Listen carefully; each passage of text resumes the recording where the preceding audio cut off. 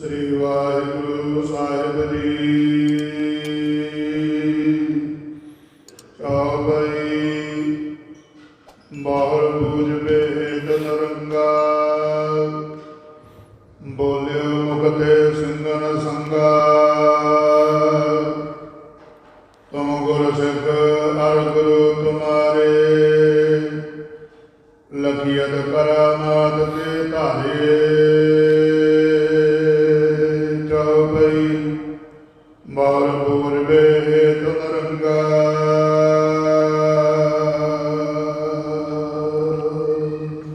वाहिगुरु जी का खालसा, वाहिगुरु जी की फतेह। सत्कारयोग सतगुरां दी साजी नवाजी, गुरु प्यारी गुरु सवारी साध संगत जी। पातत पावन भगत वछल किरपा दे खजाने, दसां पातशाहियां दी आत्मक जोत जुगो जुग अटल। धन धन ਸਾਹਿਬ ਸ੍ਰੀ ਗੁਰੂ ਗ੍ਰੰਥ ਸਾਹਿਬ ਮਹਾਰਾਜ ਸੱਚੇ ਪਾਤਸ਼ਾਹ ਜੀ ਦੀ ਪਾਵਨ ਪਵਿੱਤਰ ਹਜ਼ੂਰੀ ਅੰਦਰ ਜੁੜ ਬੈਠਣ ਦਾ ਸੁਭਾਗਾ ਸਮਾਂ ਪ੍ਰਾਪਤ ਹੋ ਰਿਹਾ ਹੈ। ਅਕਾਲ ਪੁਰਖ ਵਾਹਿਗੁਰੂ ਜੀ ਦੀ ਬਖਸ਼ਿਸ਼ ਦਾ ਸਦਕਾ ਸਤਿਗੁਰਾਂ ਦੇ ਪਾਵਨ ਪਵਿੱਤਰ ਅਸਥਾਨ ਗੁਰਦੁਆਰਾ ਸ਼ਹੀਦ ਬਾਬਾ ਨਿਹਾਲ ਸਿੰਘ ਜੀ ਨਗਰ ਤਲਣ ਵਿਖੇ ਆਪ ਸਮੂਹ ਸੰਗਤਾਂ ਨੇ ਸੰਧਿਆ ਦੇ ਦੀਵਾਨ ਦੇ ਵਿੱਚ ਕੀਰਤਨ ਉਪਰੰਤ ਰਹਿਰਾਸ ਸਾਹਿਬ ਜੀ ਦੇ ਪਾਠ ਸਰਵਣ ਕੀਤੇ ਹਨ। ਸਤਿਗੁਰੂ ਜੀ ਦੇ ਦਰ ਘਰ ਵਿਖੇ ਜੋ ਲੜੀਵਾਰ ਇਤਿਹਾਸ ਦੀ ਕਥਾ ਸ੍ਰੀ ਗੁਰਪ੍ਰਤਾਪ ਸੂਰਜ ਗ੍ਰੰਥ ਦੇ ਵਿੱਚੋਂ ਕਲਗੀਆਂ ਵਾਲੇ ਪਾਤਸ਼ਾਹ, ਨੀਲੇ ਦੇ ਸ਼ਾਹ ਸਵਾਰ, ਅੰਮ੍ਰਿਤ ਕੇ ਦਾਤੇ, ਬਾਜਾਂ ਵਾਲੇ, ਤਾਜਾਂ ਵਾਲੇ, ਸਰਬੰਸਦਾਨੀ, ਸਾਹਿਬੇ ਕਮਾਲ ਸ੍ਰੀ ਗੁਰੂ ਗੋਬਿੰਦ ਸਿੰਘ ਸਾਹਿਬ ਮਹਾਰਾਜ ਸੱਚੇ ਪਾਤਸ਼ਾਹ ਜੀ ਦਾ ਇਤਿਹਾਸ ਚੱਲ ਰਿਹਾ ਹੈ। ਆਓ ਬੜੇ ਪਿਆਰ ਦੇ ਨਾਲ ਮਨ ਬਿਰਤੀਆਂ ਨੂੰ ਇਕਾਗਰ ਕਰਕੇ ਸਰਵਣ ਕਰੀਏ। ਕਲਗੀਧਰ ਸੱਚੇ ਪਾਤਸ਼ਾਹ ਜੀ ਦਮਦਮਾ ਸਾਹਿਬ ਦੀ ਧਰਤੀ ਉੱਤੇ ਬਿਰਾਜ ਰਹੇ ਹਨ। ਸਤਿਗੁਰੂ ਸੱਚੇ ਪਾਤਸ਼ਾਹ ਜੀ ਦੇ ਕੋਲ ਬਹੁਤ ਸਾਰੀਆਂ ਸਿੱਖ ਸੰਗਤਾਂ ਦਰਸ਼ਨ ਕਰਨ ਹਿਤ ਆਉਂਦੀਆਂ ਹਨ।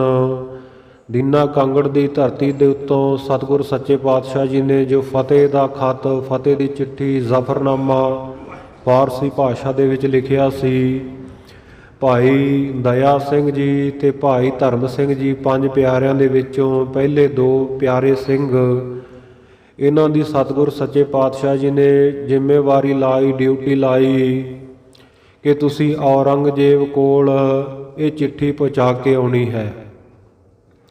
ਇਹਨਾਂ ਨੂੰ ਗਿਆ ਨੂੰ 6 ਮਹੀਨੇ ਬਤੀਤ ਹੋ ਗਏ, ਕਿਉਂਕਿ ਔਰੰਗਜ਼ੇਬ ਸਤਿਗੁਰੂ ਤੇਗ ਬਹਾਦਰ ਸਾਹਿਬ ਮਹਾਰਾਜ ਸੱਚੇ ਪਾਤਸ਼ਾਹ ਜੀ ਨੂੰ ਸ਼ਹੀਦ ਕਰਨ ਤੋਂ ਬਾਅਦ ਦਿੱਲੀ ਵਿਖੇ ਟਿਕ ਨਹੀਂ ਪਾਇਆ। ਸ਼ਹੀਦਾਂ ਸਿੰਘਾਂ ਨੇ ਰਾਤ ਨੂੰ ਇਹਦੀ ਛਾਤੀ ਦੇ ਉੱਤੇ ਆ ਚੜ੍ਹਨਾ, ਇਹਦਾ ਪਲੰਗਾ ਪਲਟਾ ਕੇ ਇਹਨੂੰ ਹੇਠਾਂ ਸੁੱਟ ਦਿੰਦੇ ਸੀ। ਇਸ ਕਰਕੇ ਬਹੁਤਾ ਡਰ ਗਿਆ ਸੀ, ਆਪਣੇ ਕਾਜੀ ਮੁਲਾਣਿਆਂ ਨਾਲ ਵੀ ਗੱਲ ਨਾ ਕੀਤੀ, ਸਗੋਂ ਦਿੱਲੀ ਛੱਡ ਕੇ ਜਾਣ ਦਾ ਮਨ ਬਣਾ ਲਿਆ, ਬਹਾਨਾ ਬਣਾਇਆ ਕਿ ਦੱਖਣ ਦੇ ਵਿੱਚ ਮਰਹਟਿਆਂ ਨੂੰ ਦਬਾਉਣ ਦੇ ਵਾਸਤੇ ਮੁਹਿੰਮ ਦੇ ਉੱਤੇ ਜਾ ਰਿਹਾ ਹਾਂ, ਉਹਨਾਂ ਨੂੰ ਫਤਿਹ ਕਰਕੇ ਆਪਣਾ ਰਾਜ ਭਾਗ ਉਸ ਪਾਸੇ ਵੀ ਕਾਇਮ ਕਰਨਾ ਹੈ।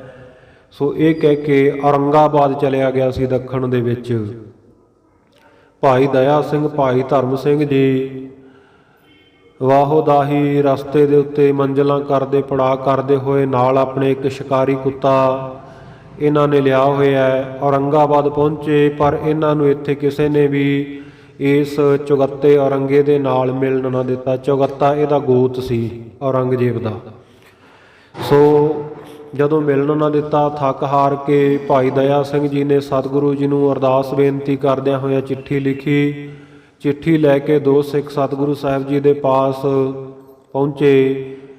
ਚਿੱਠੀ ਦੇ ਵਿੱਚ ਲਿਖਿਆ, ਮਹਾਰਾਜ ਸੱਚੇ ਪਾਤਸ਼ਾਹ ਬੜੀਆਂ ਕੋਸ਼ਿਸ਼ਾਂ ਕੀਤੀਆਂ, ਪਰ ਔਰੰਗਜ਼ੇਬ ਬਾਦਸ਼ਾਹ ਦੇ ਜਿਹੜੇ ਮੁਨਸ਼ੀ ਮੁਸੱਦੀ ਅਹਿਲਕਾਰ ਹਨ, ਸਲਾਹਕਾਰ ਹਨ, ਉਹ ਮਿਲਣ ਨਹੀਂ ਦਿੰਦੇ।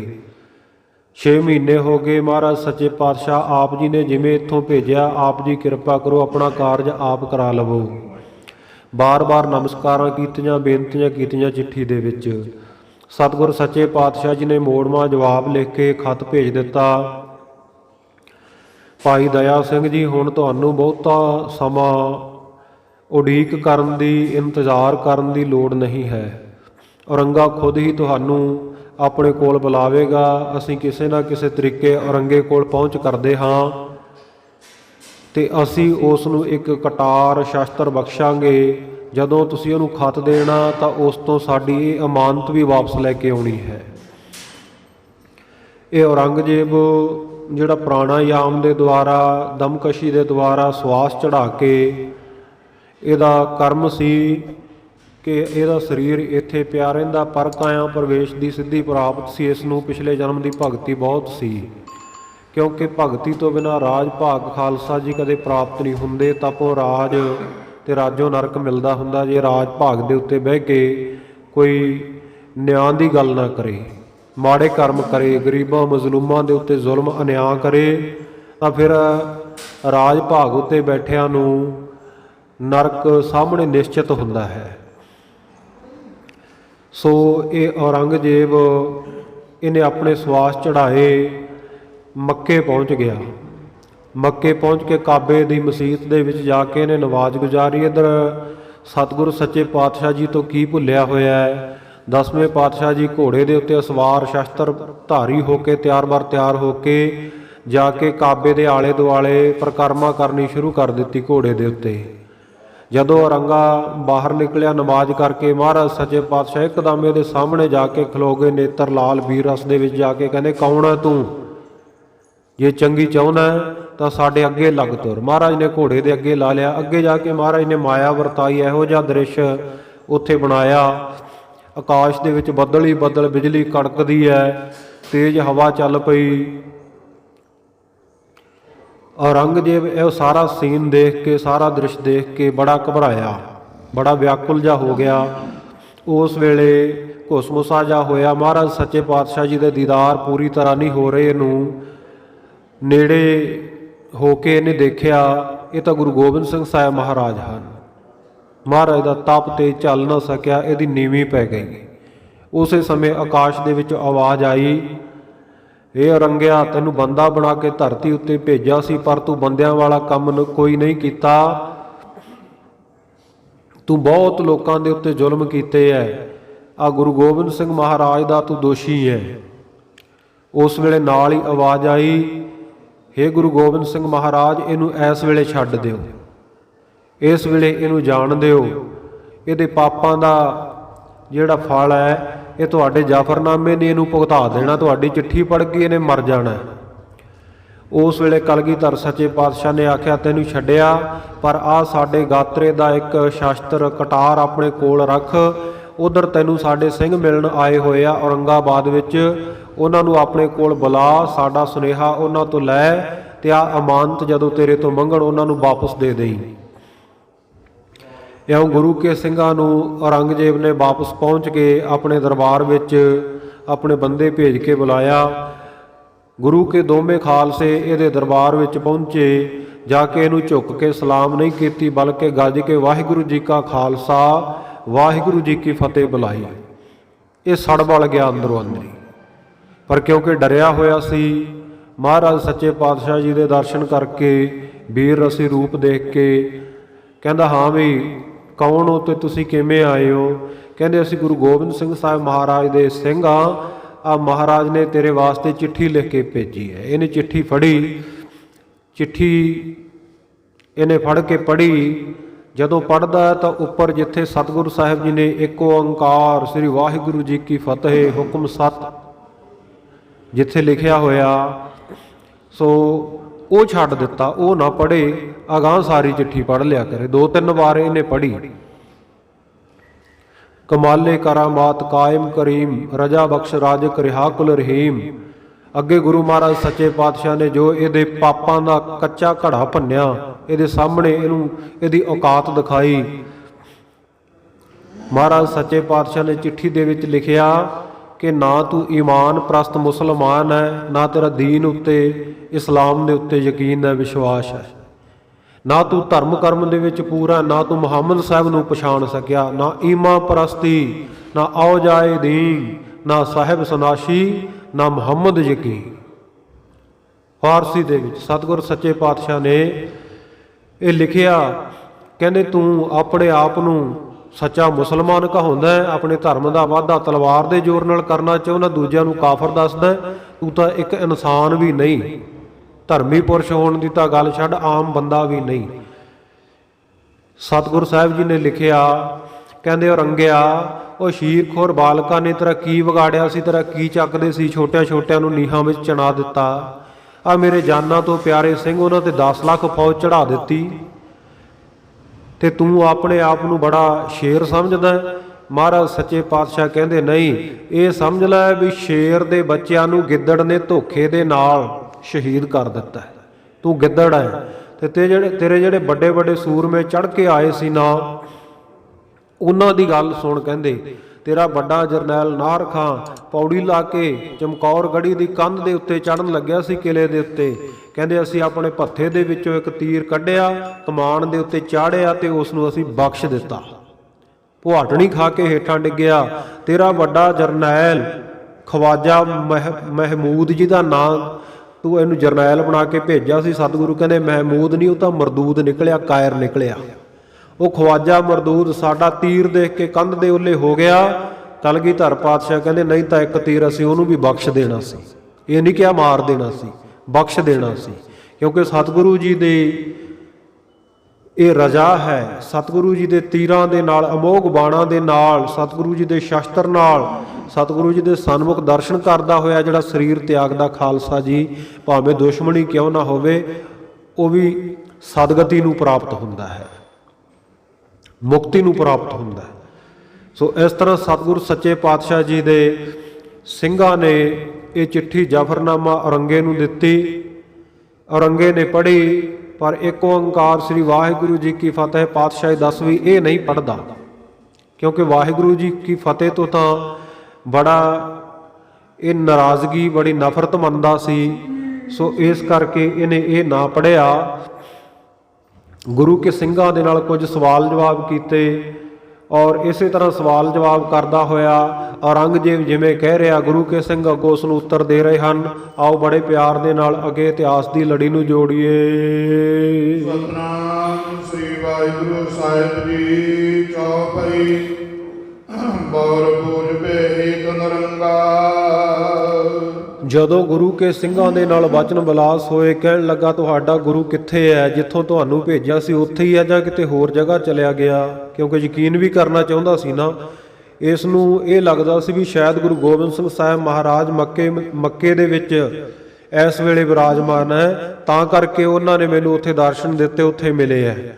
ਇਹ ਆਪਣੇ ਆਪ ਨੂੰ ਬੜਾ ਭਗਤੀ ਸ਼ਕਤੀ ਦਾ ਮਾਲਕ ਸਮਝਦਾ ਸੀ ਕਿ ਮੇਰੇ ਕੋਲ ਰਿੱਧੀ ਸਿੱਧੀ ਮੈਂ ਉੱਥੇ ਜਾ ਆਉਣਾ ਹਾਂ। ਇੱਦਾਂ ਹੀ ਸਰੀਰ ਤਿਆਗ ਕੇ ਇੱਥੇ ਦੁਬਾਰਾ ਆ ਕੇ ਸਰੀਰ ਦੇ ਵਿੱਚ ਪ੍ਰਵੇਸ਼ ਕਰ ਜਾਂਦੀ ਹੈ ਮੇਰੀ ਆਤਮਾ। ਇਸ ਲਈ ਇਹਨੇ ਇਹ ਨਿਰਣਾ ਕਰਨ ਵਾਸਤੇ ਪੁੱਛਿਆ ਕਿ ਤੁਸੀਂ ਕਿਸ ਜਗ੍ਹਾ ਤੋਂ ਆਏ ਹੋ? ਕਹਿਣ ਲੱਗੇ ਅਸੀਂ ਪੰਜਾਬ ਦੇਸ਼ ਤੋਂ ਆਏ ਹਾਂ, ਗੁਰੂ ਗੋਬਿੰਦ ਸਿੰਘ ਸਾਹਿਬ ਮਹਾਰਾਜ ਨੇ ਭੇਜਿਆ। ਕੀ ਤੁਹਾਡਾ ਗੁਰੂ ਹੁਣ ਵੀ ਉੱਥੇ ਹੀ ਹੈ? ਕਹਿਣ ਲੱਗੇ ਹਾਂ ਗੁਰੂ ਸਾਹਿਬ ਉੱਥੇ ਵੀ ਹਨ ਤੇ ਇੱਥੇ ਵੀ ਹਨ। ਔਰੰਗਜ਼ੇਬ ਸਾਡਾ ਗੁਰੂ ਤਾਂ ਹਰ ਜਗ੍ਹਾ ਤੇ ਹਾਜ਼ਰ ਨਾਜ਼ਰ ਹੈ, ਜਿੱਥੇ ਕਿਤੇ ਵੀ ਉਸ ਗੁਰੂ ਨੂੰ ਯਾਦ ਕਰੀਏ ਉਹ ਤਾਂ ਸਾਹਮਣੇ ਪ੍ਰਗਟ ਹੈ, ਇਸ ਵੇਲੇ ਇੱਥੇ ਵੀ ਮੌਜੂਦ ਹੈ। ਸੋ ਇਸ ਤਰ੍ਹਾਂ ਦੇ ਜਦੋਂ ਬਚਨ ਵਿਲਾਸ ਕੀਤੇ ਤਾਂ ਉਸ ਵੇਲੇ ਸਿੰਘਾਂ ਨੂੰ, ਭਾਈ ਦਇਆ ਸਿੰਘ ਜੀ ਨੂੰ, ਭਾਈ ਧਰਮ ਸਿੰਘ ਜੀ ਨੂੰ ਔਰੰਗਜ਼ੇਬ ਨੇ ਪੁੱਛਿਆ, ਬੋਲਿਓ ਮੁਖਤੇ ਸਿੰਘਨ ਸੰਗਾ। ਹਾਂ, ਇਹ ਪੁੱਛਣ ਲੱਗਾ ਸਿੰਘਾਂ ਨੂੰ, ਤੁਮ ਗੁਰ ਸਿੱਖ ਅਰ ਗੁਰੂ ਤੁਮਾਰੀ। ਕਹਿੰਦਾ ਤੁਸੀਂ ਗੁਰਸਿੱਖ, ਗੁਰੂ ਦੇ ਚੇਲੇ, ਅਤੇ ਤੁਹਾਡਾ ਜੋ ਗੁਰੂ ਹੈ ਗੁਰੂ ਗੋਬਿੰਦ ਸਿੰਘ ਮਹਾਰਾਜ। ਲਗਿਅਤ ਕਰਾਮਾਤ ਕੇ ਧਾਰੀ। ਕਹਿੰਦਾ ਮੈਂ ਜਾਣਿਆ, ਮੈਂ ਸੁਣਿਆ ਹੈ ਕਿ ਤੁਹਾਡੇ ਗੁਰੂ ਵਿੱਚ ਵੀ ਕਰਾਮਾਤਾਂ ਬਹੁਤ ਹੈ, ਤੇ ਗੁਰੂ ਦੇ ਸਿੱਖ ਵੀ ਬੜੇ ਕਰਾਮਾਤੀ ਹੁੰਦੇ ਹਨ। ਦਇਆ ਸਿੰਘ ਸੁਨ ਉੱਤਰ ਦਾਤੀ। ਉਸ ਵੇਲੇ ਭਾਈ ਦਇਆ ਸਿੰਘ ਜੀ ਨੇ ਉੱਤਰ ਦਿੱਤਾ, ਗੁਰ ਕੇ ਕੁੱਤੇ ਭੀ ਕਰਮਾਤੀ। ਕਹਿਣ ਲੱਗੇ, ਕਹਿੰਦੇ ਔਰੰਗਜ਼ੇਬ ਤੂੰ ਗੁਰੂ ਦੀ ਜਾਂ ਗੁਰੂ ਦੇ ਸਿੱਖਾਂ ਦੀ ਗੱਲ ਕਰਦਾ, ਗੁਰੂ ਦੀ ਸੰਗਤ ਦੀ ਗੱਲ ਕਰਦਾ? ਗੁਰੂ ਘਰ ਦੇ ਵਿੱਚ ਤਾਂ ਗੁਰੂ ਕੀ ਸੰਗਤ ਦਾ ਜੂਠਾ ਛਕਣ ਵਾਲੇ ਕੁੱਕਰ ਕੁੱਤੇ ਵੀ ਕਰਾਮਾਤੀ ਆ, ਉਹਨਾਂ ਵਿੱਚ ਵੀ ਕਰਾਮਾਤਾਂ ਹਨ। ਗੁਰ ਸਿੱਖਣ ਅਰ ਗੁਰ ਕੇ ਵਿਖੈ। ਗੁਰੂ ਦੇ ਸਿੱਖਾਂ ਵਿੱਚ ਅਤੇ ਗੁਰੂ ਸਾਹਿਬ ਜੀ ਵਿੱਚ। ਅਜਮਤ ਹੋਣ ਕੇ ਅਚਰ ਵਿਪਖੈ। ਔਰ ਇਹ ਕੋਈ ਅਚਰਜ ਦੀ ਬਾਤ ਨਹੀਂ ਵੀ ਗੁਰੂ ਵਿੱਚ ਤੇ ਗੁਰੂ ਕੇ ਸਿੱਖਾਂ ਵਿੱਚ ਕੋਈ ਕਰਾਮਾਤ ਹੁੰਦੀ ਹੈ। ਗੁਰੂ ਘਰ ਵਿੱਚ ਤਾਂ ਕਰਾਮਾਤ ਆਮ ਹੀ ਵਰਤਦੀ ਰਹਿੰਦੀ ਹੈ, ਔਰ ਗੁਰੂ ਅਤੇ ਗੁਰੂ ਦੇ ਸਿੱਖਾਂ ਵਿੱਚ ਤੂੰ ਕਰਾਮਾਤ ਦੀ ਗੱਲ ਕਰਦਾ ਹੈ, ਇਹ ਕੋਈ ਅਚਰਜ ਬਾਤ ਨਹੀਂ ਹੈ, ਇਹ ਕੋਈ ਔਖੀ ਗੱਲ ਨਹੀਂ ਹੈ। ਅਵਰੰਗਾ ਸੁਨ ਸੁਨ ਕੀ ਛਾਤੀ। ਜਦੋਂ ਔਰੰਗੇ ਨੇ ਆਹ ਗੱਲ ਸੁਣੀ ਵੀ ਗੁਰੂ ਘਰ ਦੇ ਕੁੱਤਿਆਂ ਵਿੱਚ ਵੀ ਕਰਾਮਾਤ ਦੀ ਗੱਲ ਭਾਈ ਦਇਆ ਸਿੰਘ ਨੇ ਕਹਿ ਦਿੱਤੀ, ਉਸ ਵੇਲੇ ਈਰਖਾ ਦੇ ਮਾਰੇ ਇਹਦੀ ਛਾਤੀ ਸੁਲਗਣ ਲੱਗ ਪਈ, ਜਲ ਬਲ ਗਿਆ। ਹਰਕਤੀ ਬੋਲਿਓ ਇਸ ਭਾਂਤੀ। ਤਰਕ ਮਾਰਦਾ ਹੋਇਆ ਇਸ ਪ੍ਰਕਾਰ ਕਹਿਣ ਲੱਗਾ, ਜੇ ਨਿਸ਼ੰਕ ਬਾਗ ਲਵ।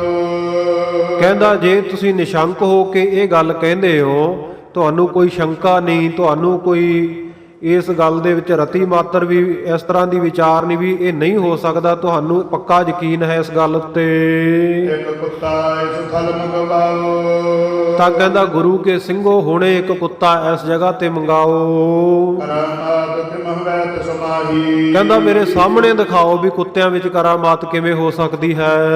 ਦਿਓ ਦਿਖਾਈ ਆਨੋ ਮੁਝ ਪਾਹੀ। ਕਹਿੰਦਾ ਦਿਖਾਓ ਮੇਰੇ ਸਾਹਮਣੇ ਕੁੱਤੇ ਵਿੱਚ ਕਰਾਮਾਤ ਕਿਵੇਂ, ਮੇਰੇ ਕੋਲ ਕੁੱਤਾ ਲੈ ਕੇ ਆਓ ਇੱਥੇ। ਸੁਣ ਕੇ ਦਇਆ ਸਿੰਘ ਫਰਮਾਇਓ। ਉਸ ਵੇਲੇ ਸੁਣ ਕੇ ਭਾਈ ਦਇਆ ਸਿੰਘ ਜੀ ਨੇ ਫਰਮਾਇਆ, ਆਖਿਆ ਧਰਮ ਸਿੰਘ ਕੋ ਸਿਮਰ ਪਠਾਇਓ। ਭਾਈ ਧਰਮ ਸਿੰਘ ਜੀ ਨੂੰ ਸੰਬੋਧਨ ਹੋ ਕੇ ਕਹਿਣ ਲੱਗੇ, ਕਹਿੰਦੇ ਜਾਓ ਆਪਣੇ ਕੈਂਪ ਦੇ ਵਿੱਚ ਜਾਓ। ਲੇਕੂ ਕਰ ਸੋ ਗਇਓ ਸ਼ਿਕਾਰੀ। ਕਹਿੰਦੇ ਜਾਓ ਆਪਣੇ ਨਾਲ ਜਿਹੜਾ ਆਪਾਂ ਇੱਕ ਸ਼ਿਕਾਰੀ ਕੁੱਤਾ ਲੈ ਕੇ ਆਏ ਆ ਨਾ, ਆਪਣੇ ਤੰਬੂ ਦੇ ਵਿੱਚੋਂ ਉਹ ਕੁੱਤਾ ਲੈ ਕੇ ਆਓ। ਭਾਈ ਧਰਮ ਸਿੰਘ ਜੀ ਉਸ ਵੇਲੇ ਜਿਹੜਾ ਇਹ ਸ਼ਿਕਾਰੀ ਕੁੱਤਾ ਨਾਲ ਲੈ ਕੇ ਆਏ ਸਨ, ਉਹਨੂੰ ਨਾਲ ਲੈ ਕੇ ਔਰੰਗਜ਼ੇਬ ਦੇ ਦਰਬਾਰ ਵਿੱਚ ਪਹੁੰਚਦੇ ਹਨ। ਪਤਲ ਮੁਖ ਲੰਗਰ ਸਟਕਾਰੀ। ਪਤਲਾ ਲੰਮਾ ਜਿਹਾ ਮੂੰਹ ਹੈ ਇਹ ਕੁੱਤੇ ਦਾ, ਤੇ ਲਾਂਗੁਲ ਨਾਮ ਹੈ ਪੂਛ ਦਾ, ਪੂਛ ਹਿਲਾਉਂਦਾ ਹੋਇਆ ਆ ਰਿਹਾ ਹੈ। ਕਦ ਦੀਨ ਦਿਆਲ ਦਸਨ ਵਿਸਾਲਾ। ਕੱਦ ਵੀ ਬੜਾ ਵੱਡਾ ਇਹ ਕੁੱਤੇ ਦਾ, ਲੰਮਾ ਕੱਦ ਹੈ, ਤੇ ਬੜੇ ਦਸਨ ਜਿਹੜੇ ਦੰਦ ਹੈ ਇਹ ਵੀ ਵੱਡੇ ਵੱਡੇ ਤਿੱਖੇ ਨੁਕੀਲੇ ਹਨ। ਲੈ ਪਹੁੰਚੋ ਅੰਤਰ ਤਤਕਾਲਾ। ਤਤਕਾਲ ਹੀ ਬਹੁਤ ਜਲਦੀ ਗੁਰੂ ਕਾ ਸਿੰਘ ਭਾਈ ਧਰਮ ਸਿੰਘ ਇਹ ਸ਼ਿਕਾਰੀ ਕੁੱਤੇ ਨੂੰ ਲੈ ਕੇ ਔਰੰਗਜ਼ੇਬ ਦੇ ਦਰਬਾਰ ਵਿੱਚ ਜਾ ਪਹੁੰਚਿਆ। ਅਵਰੰਗ ਨੇ ਟਿਕ ਖੜਿਓ ਨਿਹਾਰਾ। ਔਰੰਗਜ਼ੇਬ ਨੇ ਦੇਖਿਆ ਕਿ ਮੇਰੇ ਸਾਹਮਣੇ ਆ ਸ਼ਿਕਾਰੀ ਕੁੱਤਾ ਖੜਾ ਹੈ। ਦਇਆ ਸਿੰਘ ਤੇ ਸੰਗ ਉਚਾਰਾ। ਭਾਈ ਦਇਆ ਸਿੰਘ ਉਸ ਵੇਲੇ ਕੁੱਤੇ ਨੂੰ ਕਹਿੰਦੇ ਹਨ, ਕਰੋ ਸਾਕੋ ਕੁਛ ਕੁ ਸੁਣਾਵੋ। ਕਹਿੰਦੇ ਹੇ ਗੁਰੂ ਘਰ ਦੇ ਕੁੱਕਰ, ਆ ਔਰੰਗਜ਼ੇਬ ਤੇਰੇ ਨਾਲ ਕੋਈ ਗੱਲਬਾਤ ਕਰਨੀ ਚਾਹੁੰਦਾ ਹੈ। ਕਹਿੰਦੇ ਇਹਦੇ ਨਾਲ ਕੋਈ ਵਿਚਾਰ ਚਰਚਾ ਕਰੋ, ਇਹਦੇ ਨਾਲ ਕਹੋ ਸੁਣੋ ਕੋਈ ਗੱਲਬਾਤ। ਜਿਸ ਕੋ ਸੁਨ ਮਨ ਕਰੈ ਨਿਵਾਮਨ। ਜਿਸ ਨੂੰ ਸੁਣ ਕੇ ਆ ਹੰਕਾਰ ਦੇ ਵਿੱਚ ਮਸਤ ਹੋਏ ਇਹ ਔਰੰਗਜ਼ੇਬ ਦਾ ਮਨ ਕੁਝ ਨੀਵਾਂ ਹੋਵੇ। ਤਬ ਕੂਕਰ ਨੇ ਕੂਕ ਸੁਨਾਇਓ। ਗੱਜ ਕੇ ਆਖੋ ਸਤਨਾਮ ਸ੍ਰੀ ਵਾਹਿਗੁਰੂ। ਉਸ ਵੇਲੇ ਸੰਗਤ ਜੀ ਗੁਰੂ ਘਰ ਦਾ ਜਿਹੜਾ ਇਹ ਕੂਕਰ ਕੁੱਤਾ ਸੀ ਨਾ, ਉਸ ਵੇਲੇ ਬੋਲਣ ਲੱਗ ਪਿਆ। ਹੁਣ ਇਹ ਕੋਈ ਅਚਰਜ ਬਾਤ ਨਹੀਂ ਹੈ ਕੁੱਤੇ ਦਾ ਬੋਲਣਾ। ਇਹ ਜਿਹੜੇ ਗੁਰੂ ਕੇ ਕਰਨੀਆਂ ਕਮਾਈਆਂ ਵਾਲੇ ਸਿੱਖ ਆ ਨਾ, ਇਹ ਆਮ ਹੀ ਜਾਨਵਰਾਂ ਦੀ ਗੱਲਬਾਤ ਸਮਝ ਸਕਦੇ ਆ, ਔਰ ਉਹਨਾਂ ਦੇ ਵਿੱਚ ਸਮਰੱਥ ਹੈ, ਉਹਨਾਂ ਨੂੰ ਬੁਲਾ ਸਕਦੇ ਆ। ਔਰੰਗਜ਼ੇਬ ਦੀ ਭਾਸ਼ਾ ਦੇ ਵਿੱਚ, ਬੋਲੀ ਦੇ ਵਿੱਚ ਇਹ ਕੁੱਤਾ ਬੋਲਿਆ। ਆਪਣਾ ਬੋਲ ਸਾਹ ਸਮਝਾਇਓ। ਆਪਣੀ ਬੋਲੀ ਦੇ ਵਿੱਚ ਸੋ ਜਿਹੜੀ ਭਾਸ਼ਾ ਫਾਰਸੀ ਅਰਬੀ ਇਹ ਸਮਝਦਾ ਸੀ ਔਰੰਗਜ਼ੇਬ, ਉਸ ਨੂੰ ਬੋਲ ਕੇ ਸੁਣਾਇਆ। ਪੂਰਬ ਤੂੰ ਵਿੱਚ ਜਾਤ ਹਮਾਰੀ। ਇਹ ਕੁੱਤਾ ਕਹਿੰਦਾ ਔਰੰਗਜ਼ੇਬ, ਕਹਿੰਦਾ ਪਹਿਲਾਂ ਤੂੰ ਵੀ ਸਾਡੀ ਜਾਤ ਵਿੱਚੋਂ ਹੀ ਸੀ, ਸਾਡੇ ਵਿੱਚੋਂ ਸੀ, ਤੂੰ ਪਹਿਲਾਂ ਕੁੱਤਾ ਸੀ ਪਿਛਲੇ ਜਨਮਾਂ ਵਿੱਚ। ਵਿਛੜਿਓ ਪੁਨ ਪਾਇਓ ਦੁਖ ਪਾਰੀ। ਕਹਿੰਦੇ ਫੇਰ ਤੂੰ ਸਾਡੇ ਤੋਂ ਵਿਛੜ ਗਿਆ, ਤੂੰ ਭਗਤੀ ਬਹੁਤ ਕੀਤੀ, ਸੋ ਸਾਡੇ ਨਾਲੋਂ ਉਸ ਵੇਲੇ ਦਾ ਤੂੰ ਵਿਛੜਿਆ ਹੋਇਆ ਹੈ। ਆਓ ਤੂੰ ਆਓ ਹਮਾਰੇ ਬੀਚ। ਕਹਿੰਦੇ ਤੂੰ ਬੰਦਿਆਂ ਵਾਲਾ ਤਨ ਵੀ ਧਾਰਨ ਕਰ ਲਿਆ, ਬਾਦਸ਼ਾਹ ਵੀ ਬਣ ਗਿਆ, ਪਰ ਤੈਂ ਬੰਦਿਆਂ ਵਾਲੀ ਗੱਲ ਨਹੀਂ ਕੋਈ ਕੀਤੀ। ਕਹਿੰਦੇ ਹੁਣ ਮੈਂ ਤੈਨੂੰ ਕਹਿਣਾ ਵੀ ਆ ਤੂੰ ਬੰਦਿਆਂ ਵਾਲੀ ਦੇਹ ਵਿੱਚ ਰਹਿ ਕੇ ਕੀ ਕਰਨਾ, ਆ ਜਾ ਸਾਡੇ ਵਿੱਚ ਹੀ ਮਿਲ ਜਾ, ਕੁੱਤਾ ਹੀ ਫੇਰ ਬਣ ਜਾ। ਵਿਛੜਿਓ ਨਿਰੰਕਾਰ ਕੋ ਨੀਚ। ਹੇ ਨੀਚ ਔਰੰਗਜ਼ੇਬ, ਤੂੰ ਬਹੁਤ ਚਿਰ ਦਾ ਸਾਡੇ ਨਾਲੋਂ ਵਿਛੜਿਆ ਹੋਇਆ ਹੈ। ਨਹੀਂ ਨਰਨ ਕੋ ਤੋਏ ਸ਼ਹੂਰ। ਕਹਿੰਦੇ ਨਰਾਂ ਵਾਲੀ ਆਦਮੀਆਂ ਵਾਲੀ ਤਾਂ ਤੇਰੇ ਕੋਲੇ ਅਕਲ ਸ਼ਹੂਰ ਮਤ ਨਹੀਂ ਹੈ। ਤਉ ਰਹਿਣੇ ਕੀ ਕਹਾਂ ਜ਼ਰੂਰ। ਫਿਰ ਕਹਿੰਦੇ ਤੈਨੂੰ ਬੰਦਿਆਂ ਵਾਲੇ ਸਰੀਰ ਵਿੱਚ ਰਹਿਣ ਦੀ ਜ਼ਰੂਰਤ ਕੀ ਹੈ। ਕਰਤੂਤ ਪਸ਼ੂ ਕੀ ਮਾਨਸ ਜਾਤ, ਕਰਤੂਤਾਂ ਤੇਰੀਆਂ ਪਸ਼ੂਆਂ ਵਾਲੀਆਂ ਕੁੱਤਿਆਂ ਵਾਲੀਆਂ, ਕੰਮ ਤੇਰੇ ਕੁੱਤਿਆਂ ਵਾਲੇ ਐ, ਤੇ ਜੂਨ ਤੂੰ ਮਨੁੱਖਾਂ ਵਾਲੀ ਲਈ ਫਿਰਦਾ। ਕਹਿੰਦੇ ਤੈਨੂੰ ਇਹ ਮਨੁੱਖਾ ਜੂਨ ਵਿੱਚ ਰਹਿਣ ਦੀ ਲੋੜ ਨਹੀਂ। ਸੁਨਤ ਸਾਲ ਸ਼ਰਮੰਦਾ ਭਇਓ। ਹੁਣ ਕੁੱਤੇ ਨੂੰ ਕੌਣ ਰੋਕੇ। ਸੁਣ ਕੇ ਕੁੱਤੇ ਦੀਆਂ ਇਹ ਗੱਲਾਂ ਆਪਣੇ ਦਰਬਾਰ ਦੇ ਵਿੱਚ ਔਰੰਗਜ਼ੇਬ ਬੜਾ ਸ਼ਰਮਿੰਦਾ ਹੋਇਆ। ਇਸ ਪ੍ਰਕਾਰ ਮੈਂ ਬੋਲਿਓ ਗਇਓ। ਕਿਸੇ ਪ੍ਰਕਾਰ ਵੀ ਇਹ ਤੋਂ ਬੋਲਿਆ ਨਹੀਂ ਗਿਆ ਕੁੱਤੇ ਦੇ ਸਾਹਮਣੇ। ਇਹ ਮਸਲਨ ਦੀ ਢਿੱਗ ਮਰਾਈ। ਜਿਹੜੇ ਇਹਦੇ ਮਸਲਨ ਦੀ ਸਲਾਹਕਾਰ ਤੇ ਰਾਓ ਉਮਰਾਓ ਜਿਹੜੇ ਦੇ ਨੇੜੇ ਦੀਵਾਨ ਵਜ਼ੀਰ ਸਨ, ਰੁਖਸਤ ਕਰੀ ਗਏ ਸਮੁਦਾਈ। ਉਸ ਵੇਲੇ ਇਹਨੇ ਸਾਰਿਆਂ ਨੂੰ ਰੁਖਸਤ ਕਰ ਦਿੱਤਾ, ਆਪਣੀ ਕਚਹਿਰੀ ਬਰਖਾਸਤ ਕਰ ਦਿੱਤੀ। ਸਾਰੇ ਉਹ ਉੱਠ ਕੇ ਚਲੇ ਗਏ। ਦੋਨੋਂ ਸਿੰਘ ਤਾਂ ਥਿਰ ਰਹੀ। ਬਸ ਸਿਰਫ ਉਹ ਦੋਵੇਂ ਗੁਰੂ ਕੇ ਸਿੰਘ ਭਾਈ ਦਇਆ ਸਿੰਘ ਜੀ ਅਤੇ ਭਾਈ ਧਰਮ ਸਿੰਘ ਜੀ ਉੱਥੇ ਰਹੇ। ਅਵਲੋਕਤ ਚਵਕੱਤਾ ਕਹੀ। ਇਹਨਾਂ ਦੋਵੇਂ ਸਿੰਘਾਂ ਨੂੰ ਦੇਖ ਕੇ ਚੌਗੱਤਾ ਔਰੰਗਜ਼ੇਬ ਕਹਿਣ ਲੱਗਾ, ਭਇਓ ਖਾਲਸਾ ਅਬ ਜਗਮਾਹੀ। ਗੁਰੂ ਕੇ ਸਿੰਘਾਂ ਨਾਲ ਅੱਗੇ ਗੱਲਬਾਤ ਤੋਰ ਲਈ। ਇਹਨੇ ਆਪਣੀ ਬੇਇੱਜ਼ਤੀ ਹੁੰਦੀ ਵੇਖ ਕੇ, ਆਪਣੀ ਹੱਦ ਤੱਕ ਹੁੰਦੀ ਵੇਖ ਕੇ ਬਾਕੀ ਦਰਬਾਰੀਆਂ ਨੂੰ ਭੇਜ ਦਿੱਤਾ, ਜਦੋਂ ਕੁੱਤੇ ਨੇ ਖਰੀਆਂ ਸੁਣਾ ਦਿੱਤੀਆਂ। ਸੋ ਖਾਲਸਾ ਜੀ ਕਿਸੇ ਪ੍ਰਕਾਰ ਦਾ ਸ਼ੰਕਾ ਨਹੀਂ ਕਰਨਾ ਵੀ ਕੁੱਤੇ ਕਿਵੇਂ ਬੋਲ ਸਕਦੇ ਆ। ਧੰਨ ਗੁਰੂ ਨਾਨਕ ਦੇਵ ਮਹਾਰਾਜ ਸੱਚੇ ਪਾਤਸ਼ਾਹ ਜੀ ਜਦੋਂ ਕਾਸ਼ੀ ਵਿੱਚ ਗਏ ਹੈ, ਉਹ ਕਾਸ਼ੀ ਜਿੱਥੇ ਭਗਤ ਕਬੀਰ ਜੀ ਵਰਗੇ ਭਗਤ ਨੇ ਰਹਿ ਕੇ ਬਹੁਤ ਲੰਮਾ ਸਮਾਂ ਬਤੀਤ ਕੀਤਾ, ਜਿਸ ਕਾਸ਼ੀ ਨੂੰ ਪਵਿੱਤਰ ਸ਼ਹਿਰ ਮੰਨਿਆ ਜਾਂਦਾ ਸੀ। ਇਹ ਕਾਸ਼ੀ ਦੇ ਜਿਹੜੇ ਪੰਡਤ ਸੀ, ਵਿਦਵਾਨ, ਬੜੇ ਤਕੜੇ ਅੱਜ ਵੀ ਉੱਥੇ ਵਿਦਵਾਨ ਨੇ। ਪਰ ਇਹਨਾਂ ਨੂੰ ਆਦਤ ਸੀ ਵੀ ਜਿਹੜਾ ਵੀ ਕੋਈ ਸਾਧੂ ਮਹਾਤਮਾ ਵਿਦਵਾਨ ਉੱਥੇ ਜਾਂਦਾ, ਉਹਦੇ ਨਾਲ ਇਹ ਵਿਚਾਰ ਚਰਚਾ ਕਰਦੇ, ਉਹਦੇ ਨਾਲ ਵਤੰਡਾਵਾਦ ਕਰਦੇ। ਆਪਣੀ ਵਿੱਦਿਆ ਦਾ ਹੰਕਾਰ ਸੀ ਇਹਨਾਂ ਨੂੰ, ਆਪਣੀ ਵਿੱਦਿਆ ਦੀ ਇਹਨਾਂ ਨੇ ਉਹਦੇ ਨਾਲ ਚਰਚਾ ਜ਼ਰੂਰ ਕਰਨੀ। ਸੋ ਜਦੋਂ ਗੁਰੂ ਮਹਾਰਾਜ ਉੱਥੇ ਗਏ ਤਾਂ ਉੱਥੇ ਪੰਡਤ ਬੜਾ ਤਕੜਾ ਇੱਕ ਵਿਦਵਾਨ ਸਤਿਗੁਰ ਸੱਚੇ ਪਾਤਸ਼ਾਹ ਜੀ ਨੂੰ ਮਿਲਿਆ। ਸਤਿਗੁਰੂ ਸੱਚੇ ਪਾਤਸ਼ਾਹ ਜੀ ਨੂੰ ਕਹਿਣ ਲੱਗਾ ਕਿ ਤੁਸੀਂ ਕੌਣ ਹੋ, ਕਿੱਥੋਂ ਆਏ ਹੋ, ਕੋਈ ਸਾਧੂ ਮਹਾਤਮਾ ਲੱਗਦੇ ਹੋ, ਆਓ ਸਾਡੇ ਨਾਲ ਚਰਚਾ ਕਰੋ। ਮਹਾਰਾਜ ਸੱਚੇ ਪਾਤਸ਼ਾਹ ਕਹਿੰਦੇ ਭਾਈ ਅਸੀਂ ਚਰਚਾ ਨਹੀਂ ਕਰਨੀ, ਕੋਈ ਵੀ ਚਰਚਾ ਕਰਨਾ ਇਹ ਤਾਂ ਕੁੱਤਿਆਂ ਦਾ ਕੰਮ ਹੈ। ਅਸੀਂ ਨਹੀਂ ਕੋਈ ਆ ਜਿਹੜੀ ਕੁੱਤਾ ਭਕਾਈ ਕਰਨੀ, ਕੋਈ ਚਰਚਾ ਕਰਨੀ। ਰੱਬ ਦੇ ਪਿਆਰੇ ਸਾਧੂ ਮਹਾਤਮਾ ਉਹ ਤਾਂ ਰੱਬ ਦੇ ਗੁਣਾਂ ਦੀ ਵਿਚਾਰ ਕਰਿਆ ਕਰਦੇ ਆ। ਜੇ ਕੋਈ ਰੱਬ ਦੇ ਨਾਂ ਦੀ ਗੱਲ ਕਰਨੀ ਆ ਤਾਂ ਕਰ ਲੈ, ਨਹੀਂ ਅਸੀਂ ਵਿਚਾਰ ਚਰਚਾ ਜਿਹੜੀ ਤੂੰ ਕਹਿਣਾ ਵਤੰਡਾਵਾਦ, ਤੇਰੇ ਨਾਲ ਅਸੀਂ ਗੋਸ਼ਟੀ ਦੇ ਵਿੱਚ ਕਿਸੇ ਵਿੱਚ ਨਹੀਂ ਪੈਣਾ ਚਾਹੁੰਦੇ। ਸੋ ਜਦੋਂ ਸਤਿਗੁਰ ਸੱਚੇ ਪਾਤਸ਼ਾਹ ਨੇ ਆਖਿਆ, ਇਹਨੇ ਸੋਚਿਆ ਵੀ ਇਹਨਾਂ ਨੂੰ ਕੋਈ ਵਿੱਦਿਆ ਪੜ੍ਹੀ ਨਹੀਂ ਹੋਣੀ ਇਹਨਾਂ ਨੇ, ਇਸ ਕਰਕੇ ਚਰਚਾ ਕਰਨ ਤੋਂ ਭੱਜਦੇ ਆ। ਕਈਆਂ ਨੂੰ ਹੁੰਦਾ ਹੀ ਹੈ ਖਾਲਸਾ ਜੀ ਵੀ ਚਰਚਾ ਕਰੀਏ, ਅਸੀਂ ਇੰਨਾ ਪੜ੍ਹੇ ਆ। ਕਈ ਤਾਂ ਗੁਰਮੁਖ ਪਿਆਰੇ ਹੁੰਦੇ ਆ, ਉਹ ਆਪਣੀ ਜਾਣਕਾਰੀ ਵਾਸਤੇ ਕੋਈ ਗੱਲਬਾਤ ਪੁੱਛਦੇ ਆ। ਉਹਨਾਂ ਦੇ ਮਨ ਵਿੱਚ ਕੋਈ ਸ਼ੰਕਾ ਹੋਵੇ ਵੀ ਸ਼ੰਕਾ ਨਾ ਰਹਿ ਜਾਵੇ, ਗੁਰਬਾਣੀ ਦਾ ਅਰਥ ਕੋਈ ਪੁੱਛਣਾ, ਕੋਈ ਇਤਿਹਾਸ ਦੀ ਗੱਲ ਪੁੱਛਣੀ ਹੈ। ਉਹ ਕਈ ਮਿਲਦੇ ਆ ਗੁਰਮੁਖ ਪਿਆਰੇ, ਉਹ ਭਾਵਨਾ ਨਾਲ ਪੁੱਛਦੇ ਆ, ਉਹਨਾਂ ਨੂੰ ਦੱਸ ਵੀ ਦੇਣਾ ਚਾਹੀਦਾ। ਪਰ ਕਈ ਹੁੰਦੇ ਆ ਸਿਰਫ ਸਵਾਦ ਲੈਣ ਵਾਸਤੇ ਪੁੱਛਦੇ ਆ ਵੀ ਗਿਆਨੀ ਸਿੰਘ ਨੂੰ, ਇਹਨਾਂ ਸਾਧੂ ਮਹਾਤਮਾ ਨੂੰ ਕੁਝ ਪਤਾ ਹੈ, ਜਾਂ ਐਵੇਂ ਸਟੇਜ ਦੇ ਉੱਤੇ ਗੱਲਾਂ ਸੁਣਾ ਕੇ ਆ ਜਾਂਦੇ ਆ। ਸੋ ਉਹਨਾਂ ਦੇ ਮਨ ਵਿੱਚ ਵਿੱਦਿਆ ਦਾ ਹੰਕਾਰ ਹੁੰਦਾ ਹੈ। ਇਹ ਵਿੱਦਿਆ ਖਾਲਸਾ ਜੀ ਦੋ ਪ੍ਰਕਾਰ ਦਾ ਕਾਰਜ ਕਰਦੀ ਹੈ। ਜੇ ਤਾਂ ਅਧਿਕਾਰੀ ਪੜ੍ਹੇ, ਉਹਦਾ ਮਨ ਦਾ ਜਿਹੜਾ ਅਭਿਮਾਨ, ਹੰਕਾਰ, ਵਿਸ਼ੇ ਵਿਕਾਰ, ਉਹਨਾਂ ਨੂੰ ਇਹ ਨਾਸ਼ ਕਰ ਦਿੰਦੀ ਹੈ। ਤੇ ਜੇ ਅਣਅਧਿਕਾਰੀ ਕੋਲੇ ਵਿੱਦਿਆ ਚਲੀ ਜਾਵੇ ਤਾਂ ਉਹਦੇ ਮਨ ਦੇ ਵਿੱਚ ਇਹਨਾਂ ਚੀਜ਼ਾਂ ਦਾ ਨਾਸ਼ ਤਾਂ ਕੀ ਹੋਣਾ ਸੀ, ਸਗੋਂ ਉਲਟਾ ਨਿਵਾਸ ਹੋ ਜਾਂਦਾ ਹੈ। ਧਰਮ ਸ਼ਾਸਤਰਾਂ ਦੇ ਵਿੱਚ ਇਹ ਬਚਨ ਆਉਂਦੇ ਹੈ, ਇਹ ਵੇਦ ਕੋ ਗਿਆਨ ਸੋ ਜਾਣਨ ਤੇ ਅਹੰਕਾਰ ਅਭਿਮਾਨ ਮਦਾਦ ਵਿਨਾਸ਼ੇ। ਕਹਿੰਦੇ ਵੇਦਾਂ ਦਾ, ਧਰਮ ਗ੍ਰੰਥਾਂ ਦਾ ਗਿਆਨ ਜਾਣਨ ਦੇ ਨਾਲ ਆ ਜਿਹੜੇ ਵਿਸ਼ੇ ਵਿਕਾਰ ਹੈ, ਕਾਮ, ਕ੍ਰੋਧ, ਲੋਭ, ਮੋਹ, ਹੰਕਾਰ, ਇਹਨਾਂ ਦਾ ਵਿਨਾਸ਼ ਹੁੰਦਾ ਹੈ। ਪਰ ਕਹਿੰਦੇ ਪੁਨਕੇਚਨ ਨੀਚਨ ਕੋ ਬਹੁਬੋਧ, ਕਹਿੰਦੇ ਜੇਕਰ ਕਿਸੇ ਨੀਚ ਨੂੰ ਮਾੜੀ ਬਿਰਤੀ ਵਾਲੇ ਨੂੰ ਇਹਦਾ ਬੋਧ ਹੋ ਜਾਵੇ, ਗਿਆਨ ਹੋ ਜਾਵੇ। ਅਭਿਮਾਨ ਅਹੰਕਾਰ ਮਦਾਦ ਨਿਵਾਸੇ, ਫਿਰ ਕਹਿੰਦੇ ਉਹਦੇ ਮਨ ਵਿੱਚ ਆ ਕੇ ਨਿਵਾਸ ਕਰ ਲੈਂਦੇ ਹੈ। ਔਰ ਖਾਲਸਾ ਜੀ ਕਿਸੇ ਅਨਪੜ੍ਹ ਨੂੰ ਸਮਝਾਉਣਾ ਹੋਵੇ ਕੋਈ ਮੁਸ਼ਕਲ ਬਾਤ ਨਹੀਂ ਹੈ, ਬੜੀ ਜਲਦੀ ਸਮਝਾਇਆ ਜਾ ਸਕਦਾ ਹੈ, ਬੜੀ ਭਾਵਨਾ ਨਾਲ ਉਹ ਸਮਝ ਜਾਂਦਾ ਹੈ। ਕਿਸੇ ਪੜ੍ਹੇ ਲਿਖੇ ਨੂੰ ਸਮਝਾਉਣਾ ਬਹੁਤ ਔਖਾ, ਜਿਹੜਾ ਇਹ ਮੰਨ ਕੇ ਬਹਿ ਜਾਵੇ ਵੀ ਮੈਂ ਪੜ੍ਹਿਆ ਲਿਖਿਆ, ਮੈਂ ਬੜਾ ਸਿਆਣਾ, ਫਿਰ ਉੱਥੇ ਇਹ ਕੰਮ ਛੇਤੀ ਕੀਤੇ ਸੂਤ ਨਹੀਂ ਆਉਂਦਾ ਹੁੰਦਾ। ਸੋ ਇਹ ਵਿਦਿਆ ਦਾ ਹੰਕਾਰੀ ਹੈ ਪੰਡਤ। ਸਤਿਗੁਰ ਸੱਚੇ ਪਾਤਸ਼ਾਹ ਜੀ ਨੂੰ ਕਹਿੰਦਾ ਜੀ ਕਰੋ ਚਰਚਾ ਮੇਰੇ ਨਾਲ। ਮਹਾਰਾਜ ਸੱਚੇ ਪਾਤਸ਼ਾਹ ਜੀ ਨੇ ਜਦੋਂ ਦੇਖਿਆ ਵੀ ਇਹ ਟਲਦਾ ਨਹੀਂ, ਹੁਣ ਇਹਦਾ ਹੰਕਾਰ ਦੂਰ ਕਰਨਾ ਪੈਣਾ। ਨੇੜੇ ਨਾ ਕੁਝ ਹੱਡੀਆਂ ਪਈਆਂ ਸੀ, ਕੁੱਤੇ ਦਾ ਪਿੰਜਰ ਪਿਆ ਸੀ। ਮਹਾਰਾਜ ਸੱਚੇ ਪਾਤਸ਼ਾਹ ਕਹਿੰਦੇ ਭਾਈ ਮਰਦਾਨੇ ਆਹ ਕਮੰਡਲ ਦੇ ਵਿੱਚੋਂ ਜਲ ਲੈ ਕੇ ਨਾ ਇਹ ਤੇ ਛਿੜਕ ਕਹਿੰਦੇ ਆ ਹੱਡੀਆਂ ਦੇ ਉੱਤੇ ਤੇ ਸਤਨਾਮ ਵਾਹਿਗੁਰੂ ਕਹਿ।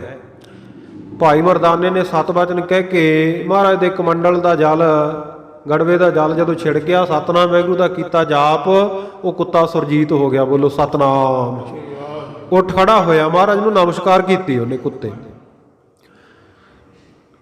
ਮਹਾਰਾਜ ਸੱਚੇ ਪਾਤਸ਼ਾਹ ਕਹਿੰਦੇ ਹੇ ਕੁੱਕਰ, ਹੇ ਕੁੱਤੇ, ਆ ਕਹਿੰਦੇ ਪੰਡਤ ਤੇਰੇ ਨਾਲ ਇਹ ਸਾਡੇ ਨਾਲ ਵਿਚਾਰ ਚਰਚਾ ਕਰਨੀ ਚਾਹੁੰਦਾ ਹੈ, ਪਰ ਅਸੀਂ ਸੋਚਿਆ ਵੀ ਅਸੀਂ ਕਾਹਦੇ ਵਾਸਤੇ ਕਰਨੀ ਹੈ, ਇਹ ਤੇਰੇ ਤੋਂ ਹੀ ਕਰਾ ਦਿੰਦੇ ਹਾਂ, ਕਿਉਂਕਿ ਤੇਰੀ ਕੁਲ ਦੇ ਵਿੱਚੋਂ ਹੈ ਵੀ। ਉਹ ਪੰਡਤ ਬੜਾ ਹੈਰਾਨ, ਕਹਿੰਦਾ ਮਹਾਰਾਜ ਸੱਚੇ ਪਾਤਸ਼ਾਹ ਤੁਸੀਂ ਤਾਂ ਮੇਰੀ ਹੱਦ ਤੱਕ ਕਰ ਰਹੇ ਹੋ, ਮੇਰੀ ਹੇਠੀ ਕਰ ਰਹੇ ਹੋ, ਕੁੱਤਿਆਂ ਨਾਲ ਰਲਾ ਰਹੇ ਹੋ। ਮਹਾਰਾਜ ਕਹਿੰਦੇ ਕੋਈ ਨਹੀਂ ਭਾਈ, ਇਹ ਤੁਹਾਡਾ ਹੀ ਬੰਦਾ, ਤੁਹਾਡੀ ਕੁਲ ਦੇ ਵਿੱਚੋਂ ਹੀ ਹੈ, ਤੁਹਾਡੇ ਵਿੱਚੋਂ ਹੀ ਹੈ। ਮਹਾਰਾਜ ਅਸੀਂ ਕੁੱਤਿਆਂ ਵਿੱਚੋਂ ਕਿਵੇਂ? ਅਸੀਂ ਵਿਦਵਾਨ ਪੰਡਤ। ਮਹਾਰਾਜ ਸੱਚੇ ਪਾਤਸ਼ਾਹ ਕਹਿੰਦੇ ਇਹੀ ਦੱਸ ਦੂਗਾ।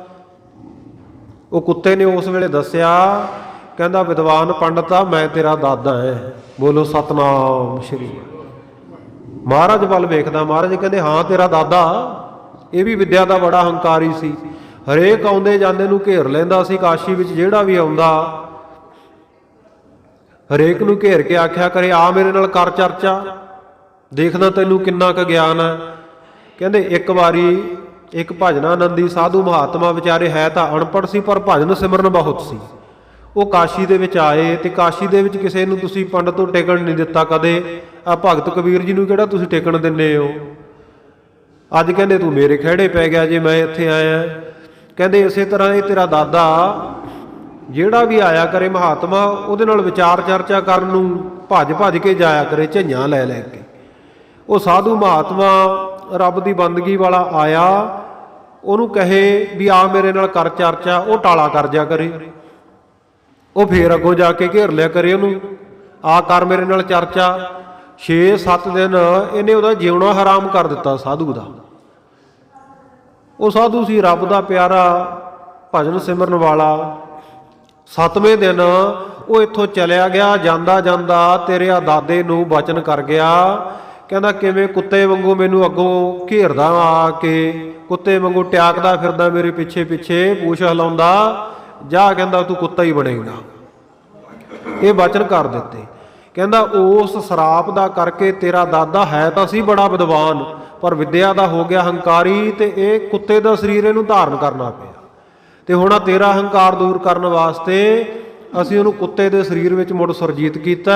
ਲੈ ਹੁਣ ਤੂੰ ਆਪ ਦਾਦਾ ਪੋਤਾ ਤੁਸੀਂ ਆਪਸ ਵਿੱਚ ਹੀ ਕਰ ਲਓ ਜਿਹੜੀ ਚਰਚਾ ਕਰਨੀ। ਜਦੋਂ ਉਹਨੇ ਦੇਖਿਆ ਫਿਰ ਕੀ ਚਰਚਾ ਕਰਨੀ ਸੀ, ਮਹਾਰਾਜ ਦੇ ਚਰਨੀ ਪੈ ਗਿਆ। ਮਹਾਰਾਜ ਮੈਨੂੰ ਆਪਣਾ ਸਿੱਖ ਬਣਾ ਲਓ। ਹੰਕਾਰ ਦੂਰ ਹੋ ਗਿਆ ਨਾ, ਨਾਲੇ ਮਹਾਰਾਜ ਮੇਰੇ ਦਾਦੇ ਨੂੰ ਮੁਕਤ ਕਰ ਦਿਓ। ਮਹਾਰਾਜ ਸੱਚੇ ਪਾਤਸ਼ਾਹ ਨੇ ਅੰਮ੍ਰਿਤ ਦ੍ਰਿਸ਼ਟੀ ਕੀਤੀ, ਉਹ ਕੁੱਤਾ ਉਸੇ ਵੇਲੇ ਚੜ੍ਹਾਈ ਕਰ ਗਿਆ, ਮੁਕਤ ਹੋ ਗਿਆ। ਮਹਾਰਾਜ ਸੱਚੇ ਪਾਤਸ਼ਾਹ ਨੇ ਇਹਨੂੰ ਆਪਣਾ ਸਿੱਖ ਬਣਾਇਆ ਤੇ ਉਸ ਜਗ੍ਹਾ ਦੇ ਉੱਤੇ ਬਚਨ ਉਚਾਰਨ ਕੀਤੇ ਜਿਹੜੇ ਆਪਾਂ ਸ਼ਲੋਕ ਸਹਸਕ੍ਰਿਤੀ ਮਹੱਲਾ ਪਹਿਲਾ ਪੜ੍ਹਦੇ ਹਾਂ। ਪੜ੍ਹ ਪੁਸਤਕ ਸੰਧਿਆ ਬਾਦੰ, ਸਿਲ ਪੂਜਸ ਬਗਲ ਸਮਾਦੰ, ਸਿਲ ਪੂਜਸ ਬਗੁਲ ਸਮਾਦੰ, ਮੁਖ ਝੂਠ ਵਿਭੂਖਣ ਸਾਰੰ, ਤ੍ਰੈਪਾਲ ਤਿਹਾਲ ਵਿਚਾਰੰ, ਗਲ ਮਾਲਾ ਤਿਲਕ ਲਿਲਾਟੰ, ਦੋਇ ਧੋਤੀ ਬਸਤਰ ਕਪਾਟੰ। ਮਹਾਰਾਜ ਸੱਚੇ ਪਾਤਸ਼ਾਹ ਨੇ ਇਹ 4 ਸ਼ਬਦ ਕਾਸ਼ੀ ਦੇ ਵਿੱਚ ਉਚਾਰਨ ਕੀਤੇ। ਉਹ ਪੰਡਤ ਨੇ ਬੜੀ ਸ਼ਰਧਾ ਧਾਰਨ ਕੀਤੀ। ਮਹਾਰਾਜ ਸੱਚੇ ਪਾਤਸ਼ਾਹ ਜੀ ਦੇ ਇਹਨਾਂ ਬਚਨਾਂ ਨੂੰ ਨਾ ਸੁਨਹਿਰੀ ਅੱਖਰਾਂ ਦੇ ਵਿੱਚ ਲਿਖ ਕੇ ਆਪਣੇ ਪੁਸਤਕਾਲੇ ਦੇ ਵਿੱਚ, ਆਪਣੀ ਲਾਇਬ੍ਰੇਰੀ ਦੇ ਵਿੱਚ ਰੱਖ ਲਿਆ।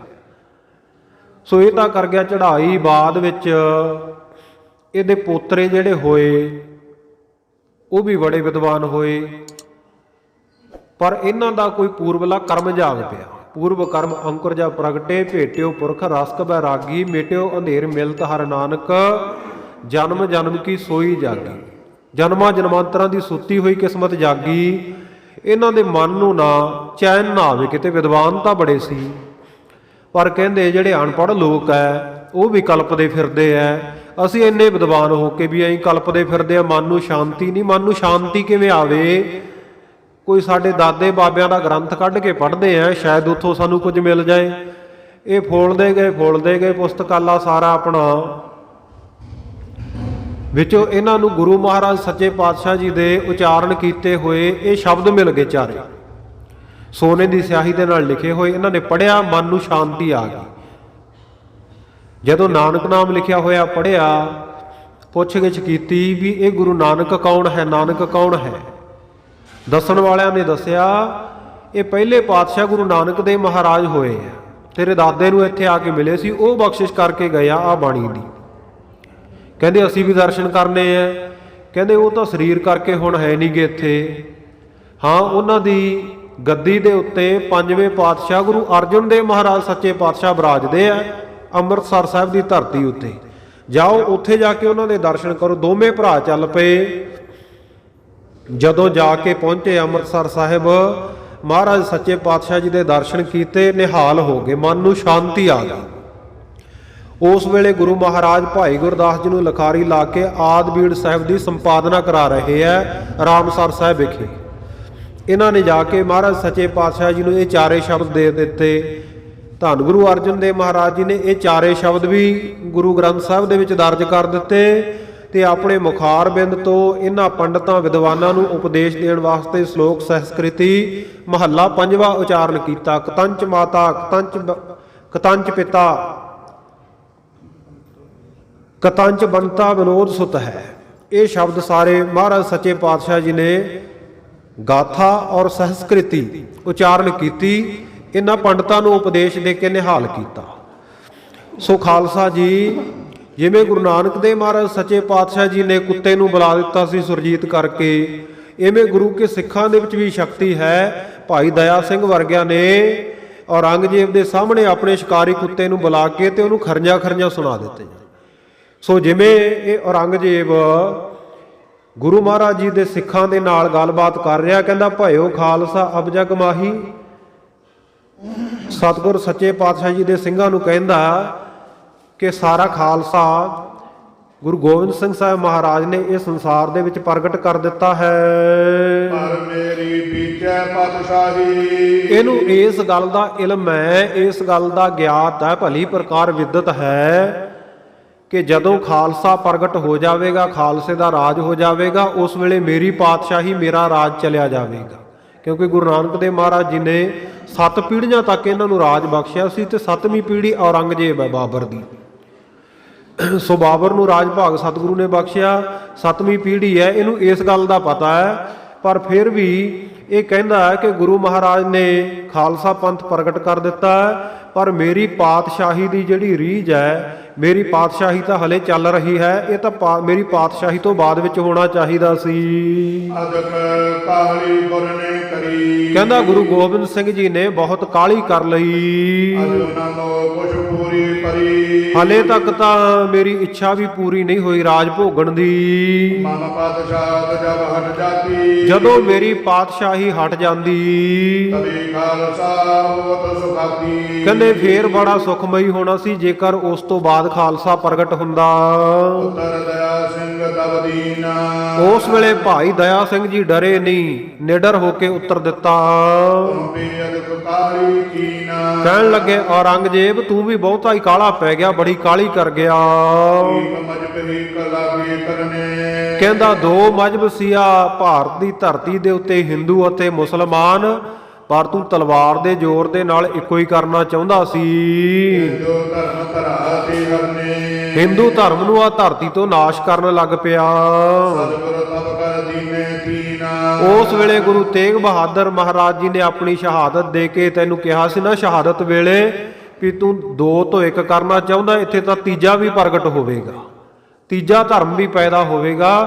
ਧੰਨ ਗੁਰੂ ਤੇਗ ਬਹਾਦਰ ਮਹਾਰਾਜ ਦੇ ਬਚਨ ਮੰਨਦਿਆਂ ਗੁਰੂ ਗੋਬਿੰਦ ਸਿੰਘ ਜੀ ਨੇ ਤੀਜਾ ਪੰਥ ਪ੍ਰਗਟ ਕਰ ਦਿੱਤਾ। ਭਇਓ ਖਾਲਸਾ ਤੁਰਤ ਪ੍ਰਵੀਨ। ਸੋ ਸਤਿਗੁਰੂ ਸੱਚੇ ਪਾਤਸ਼ਾਹ ਜੀ ਨੇ ਇਹ ਬਲਸ਼ਾਲੀ ਖਾਲਸਾ ਪ੍ਰਗਟ ਕਰ ਦਿੱਤਾ ਤੁਰੰਤ ਹੀ। ਬੌਰ ਨਰੰਗੇ ਬਾਤੂ ਚਾਰਾ। ਉਸ ਵੇਲੇ ਔਰੰਗਜ਼ੇਬ ਕਹਿਣ ਲੱਗਾ, ਕਰੈ ਕਾਮ ਕਿਆ ਗੁਰੂ ਤੁਮਾਰਾ। ਕਹਿੰਦਾ ਭਾਈ ਤੁਹਾਡਾ ਗੁਰੂ ਖਾਲਸਾ ਤਾਂ ਚਲੋ ਨੇ ਪ੍ਰਗਟ ਕਰ ਲਿਆ, ਹੁਣ ਕੀ ਕੰਮ ਕਰਦਾ ਹੈ? ਦਇਆ ਸਿੰਘ ਤਬ ਦਿਓ ਸੁਨਾਈ। ਉਸ ਵੇਲੇ ਭਾਈ ਦਇਆ ਸਿੰਘ ਜੀ ਨੇ ਠੋਕਮਾ ਜਵਾਬ ਦਿੱਤਾ, ਕਿਹਾ ਸੁਣਾ ਕੇ, ਇਕੱਠੇ ਕਰੈ ਸ਼ਸਤਰ ਸਮੁਦਾਈ। ਕਹਿੰਦੇ ਔਰੰਗਜ਼ੇਬ ਸਾਡਾ ਗੁਰੂ ਸ਼ਸਤਰ ਇਕੱਠੇ ਕਰ ਰਿਹਾ ਹੈ। ਆਜਦ ਤੁਮ ਟਿਕ ਫਰਮਾਇਓ। ਨਾਲੇ ਕਹਿੰਦੇ ਸਤਿਗੁਰੂ ਜੀ ਨੇ ਸਾਨੂੰ ਇਹ ਵੀ ਬਚਨ ਕੀਤੇ ਐ ਵੀ ਤੇਰੇ ਕੋਲ ਸਤਿਗੁਰੂ ਜੀ ਦਾ ਇੱਕ ਸ਼ਸਤਰ ਹੈ। ਸੋ ਅਬ ਚਹੀਏ ਹਮੈ ਦਿਵਾਇਓ। ਕਹਿੰਦੇ ਉਹ ਸਾਨੂੰ ਹੁਣੇ ਚਾਹੀਦਾ, ਸਾਨੂੰ ਵਾਪਸ ਕਰ ਦੇ। ਐ ਰੰਗ ਦੂਰ ਮੈਂ ਗਇਓ। ਉਸ ਵੇਲੇ ਔਰੰਗਜ਼ੇਬ ਕਹਿੰਦਾ ਇੱਕ ਵਾਰੀ ਮੈਂ ਬਹੁਤ ਦੂਰ ਗਿਆ ਸੀ ਕਿਤੇ। ਕਹਾਂ ਕਬੀਰਾ ਸਰਗੁਰ ਦਇਓ। ਉਸ ਵੇਲੇ ਸਤਿਗੁਰੂ ਗੁਰੂ ਗੋਬਿੰਦ ਸਿੰਘ ਜੀ ਨੇ ਮੈਨੂੰ ਇਹ ਕਟਾਰ ਦਿੱਤੀ ਸੀ ਕਇਓ ਬਹੁਤੀ ਰੱਖੋ ਸੰਭਾਲ। ਤੇ ਮੈਨੂੰ ਇਹ ਬਚਨ ਕੀਤਾ ਸੀ ਕਿ ਸ਼ਸਤਰ ਨੂੰ ਆਪਣੇ ਕੋਲ ਸੰਭਾਲਣਾ ਹੈ, ਸਾਵਧਾਨ ਹੋ ਕੇ ਰੱਖਣਾ ਹੈ। ਸੋ ਮੈਂ ਘਰਿਓ ਸੁਚੇਤੀ ਨਾਲ। ਉਹ ਮੈਂ ਸਾਵਧਾਨ ਹੋ ਕੇ ਸੁਚੇਤ ਹੋ ਕੇ ਬੜੇ ਅਦਬ ਦੇ ਸਹਿਤ ਸ਼ਸਤਰ ਰੱਖਿਆ ਹੈ। ਇਨ ਕੈ ਦਇਆ ਸਿੰਘ ਕੋ ਦਇਓ। ਇਸ ਪ੍ਰਕਾਰ ਕਹਿ ਕੇ ਭਾਈ ਦਇਆ ਸਿੰਘ ਜੀ ਨੂੰ ਸਤਿਗੁਰੂ ਗੁਰੂ ਗੋਬਿੰਦ ਸਿੰਘ ਮਹਾਰਾਜ ਨੇ ਜਿਹੜਾ ਮੱਕੇ ਵਿੱਚ ਔਰੰਗਜ਼ੇਬ ਨੂੰ ਸ਼ਸਤਰ ਕਟਾਰ ਦਿੱਤੀ ਸੀ ਉਹ ਵਾਪਸ ਦੇ ਦਿੱਤਾ। ਠੀਕੇ ਅਦਬ ਸਾਧ ਕਰ ਦਇਓ। ਭਾਈ ਦਇਆ ਸਿੰਘ ਜੀ ਨੇ ਬੜੇ ਅਦਬ ਦੇ ਸਹਿਤ ਗੁਰੂ ਕਾ ਸ਼ਸਤਰ ਫੜ ਲਿਆ, ਕਿਉਂਕਿ ਗੁਰੂ ਕੇ ਸ਼ਸਤਰਾਂ ਦਾ ਅਦਬ ਗੁਰੂ ਕਾ ਸਿੱਖ ਹਮੇਸ਼ਾ ਹੀ ਕਰਦਾ ਹੈ। ਜਿੱਥੇ ਗੁਰੂ ਕੇ ਸਿੱਖ ਨੇ ਗੁਰਬਾਣੀ ਦਾ ਗੁਰੂ ਜਾਣ ਕੇ ਸਤਿਕਾਰ ਕਰਨਾ ਹੈ, ਉੱਥੇ ਸਤਿਗੁਰੂ ਜੀ ਨੇ ਸ਼ਸਤਰਾਂ ਨੂੰ ਵੀ ਪੀਰ ਆਖਿਆ। ਇਹਨਾਂ ਨੂੰ ਝੂਠੇ ਮਿੱਠੇ ਹੱਥ ਨਹੀਂ ਲਾਉਣੇ, ਪੈਰਾਂ ਦੇ ਵਿੱਚ ਨਹੀਂ ਰੱਖਣਾ। ਗੁਰੂ ਕੇ ਪੀਰ ਸਮਝ ਕੇ ਸਤਿਗੁਰੂ ਨੇ ਪੀਰ ਬਖਸ਼ਿਸ਼ ਕੀਤੇ ਆ ਸਾਨੂੰ, ਪੀਰ ਸਮਝ ਕੇ ਇਹਨਾਂ ਦੀ ਪੂਜਾ ਅਰਚਨਾ ਗੁਰੂ ਕਾ ਖਾਲਸਾ ਕਰਦਾ ਹੈ।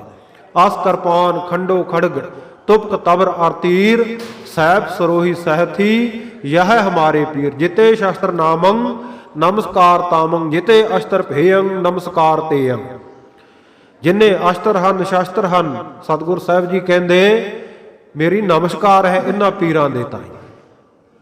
ਕਿਉਂਕਿ ਗੁਰਮੁਖ ਪਿਆਰਿਓ, ਆਪਾਂ ਦੁਨੀਆ ਦੇ ਵਿੱਚ ਜਦੋਂ ਕੋਈ ਕੰਮ ਅੜ ਜੇ ਤਾਂ ਬਹੁਤ ਸਾਰੇ ਲੋਕ ਆ ਜਿਹੜੇ ਫਿਰ ਪੀਰਾਂ ਫਕੀਰਾਂ ਦੇ ਦਰ ਦੇ ਉੱਤੇ ਜਾਂਦੇ ਵੀ ਹੁਣ ਅੜਿਆ ਕੰਮ ਆ ਪੀਰ ਕੱਢਣਗੇ। ਖਾਲਸਾ ਜੀ ਉਹ ਪੀਰ ਜਿਹੜੇ ਦਰਗਾਹਾਂ ਵਾਲੇ ਜਾਂ ਜਿੱਥੇ ਜਾ ਕੇ ਲੋਕ ਚਾਦਰਾਂ ਚੜਾਉਂਦੇ ਆ ਉਹ ਕਰਨ ਨਾ ਕਰਨ ਕੰਮ, ਪਰ ਜਿੱਥੇ ਗੁਰੂ ਕਾ ਪੀਰ ਸ਼ਸਤਰ ਆ ਗਿਆ ਉੱਥੇ ਤਾਂ ਅੜਿਆ ਹੋਇਆ ਕੰਮ ਜ਼ਰੂਰ ਨਿਕਲਦਾ ਹੈ। ਕੋਈ ਕੰਮ ਐਸਾ ਨਹੀਂ ਜਿਹੜਾ ਗੁਰੂ ਕੇ ਸ਼ਸਤਰਾਂ ਦੇ ਅੱਗੇ ਅੜ ਜਾਵੇ। ਗੁਰੂ ਕਾ ਖਾਲਸਾ ਫਿਰ ਇਹਨਾਂ ਸ਼ਸਤਰਾਂ ਨਾਲ ਕੰਮ, ਜਦੋਂ ਗੱਲ ਵਕੀਲਾਂ ਅਪੀਲਾਂ ਦਲੀਲਾਂ ਤੋਂ ਪਰੇ ਲੰਘ ਜਾਏ ਨਾ, ਫਿਰ ਗੁਰੂ ਕਾ ਸਿੱਖ ਇਹਨਾਂ ਪੀਰਾਂ ਨੂੰ ਧਿਆਉਂਦਾ ਹੈ, ਇਹਨਾਂ ਪੀਰਾਂ ਨੂੰ ਜਾ ਕੇ ਹੱਥ ਵਿੱਚ ਚੁੱਕਦਾ ਹੈ। ਸਤਿਗੁਰ ਸੱਚੇ ਪਾਤਸ਼ਾਹ ਜੀ ਨੇ ਵੀ ਇਹ ਬਚਨ ਕੀਤੇ ਹੈ, ਚੂੰ ਕਰ ਅਜ਼ ਹਮਾ ਹੀਲ ਤੇ ਦਰ ਗੁਜਾਸ਼ਤ ਹਲਾਲ ਅਸਤ ਬੁਰਦਨ ਬਾ ਸ਼ਮਸ਼ੀਰ ਦਸਤ। ਕਹਿੰਦੇ ਜਦੋਂ ਗੱਲ ਸਾਰੇ ਪਾਸਿਆਂ ਤੋਂ ਅਗਾਂਹ ਲੰਘ ਜੇ ਨਾ, ਉਦੋਂ ਹੱਥ ਹਥਿਆਰ ਦੇ ਉੱਤੇ ਜਾਣਾ ਜਾਇਜ਼ ਹੈ। ਉਦੋਂ ਫਿਰ ਆ ਪੀਰਾਂ ਦੇ ਕੋਲੇ ਜਾ ਕੇ ਪੀਰਾਂ ਦੀ ਸ਼ਰਨ ਜਾਣਾ ਚਾਹੀਦਾ, ਭਾਵ ਸ਼ਸਤਰ ਚੁੱਕਣੇ ਚਾਹੀਦੇ।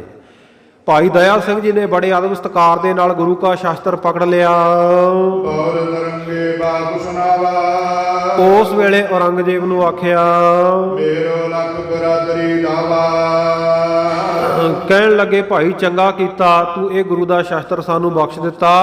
ਗੁਰੂ ਸਾਹਿਬ ਨੇ ਸਾਨੂੰ ਇਹ ਬਚਨ ਕੀਤੇ ਸੀ। ਔਰੰਗਜ਼ੇਬ ਉਸ ਵੇਲੇ ਗੁਰੂ ਕੇ ਸਿੰਘਾਂ ਨੂੰ ਮੋੜ ਕੇ ਕਹਿੰਦਾ ਹੈ ਕਿ ਗੁਰੂ ਦੇ ਨਾਲ ਜਿਹੜਾ ਮੇਰਾ ਰਿਸ਼ਤਾ ਹੈ, ਦਇਆ ਸਿੰਘ ਗੁਰ ਚਸ਼ਮ ਸੋ ਦੀਦਮ। ਕਹਿਣ ਲੱਗਾ ਹੈ ਦਇਆ ਸਿੰਘ ਗੁਰੂ ਸਾਹਿਬ ਦੇ ਜਿਹੜੇ ਦਰਸ਼ਨ ਹੈ ਉਹ ਮੈਂ ਪ੍ਰਤੱਖ ਕਰ ਲਏ ਹਨ ਇੱਕ ਵਾਰ।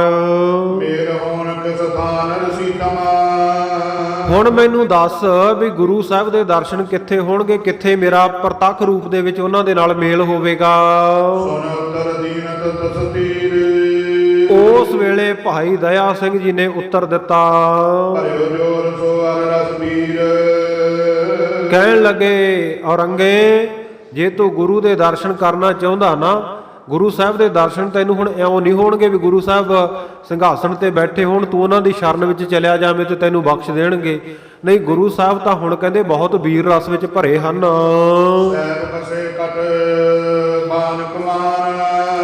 ਮਹਾਰਾਜ ਸੱਚੇ ਪਾਤਸ਼ਾਹ ਜੀ ਨੇ ਤਾਂ ਕਮਰ ਕਸਾ ਕੀਤਾ ਹੋਇਆ, ਸ਼ਸਤਰ ਧਾਰੀ ਹੋਏ ਆ, ਤਿਆਰ ਬਰ ਤਿਆਰ ਹੈ, ਤੀਰ ਕਮਾਨ ਉਹਨਾਂ ਦੇ ਮੋਢੇ ਤੇ ਸ਼ੋਭ ਰਿਹਾ ਹੈ।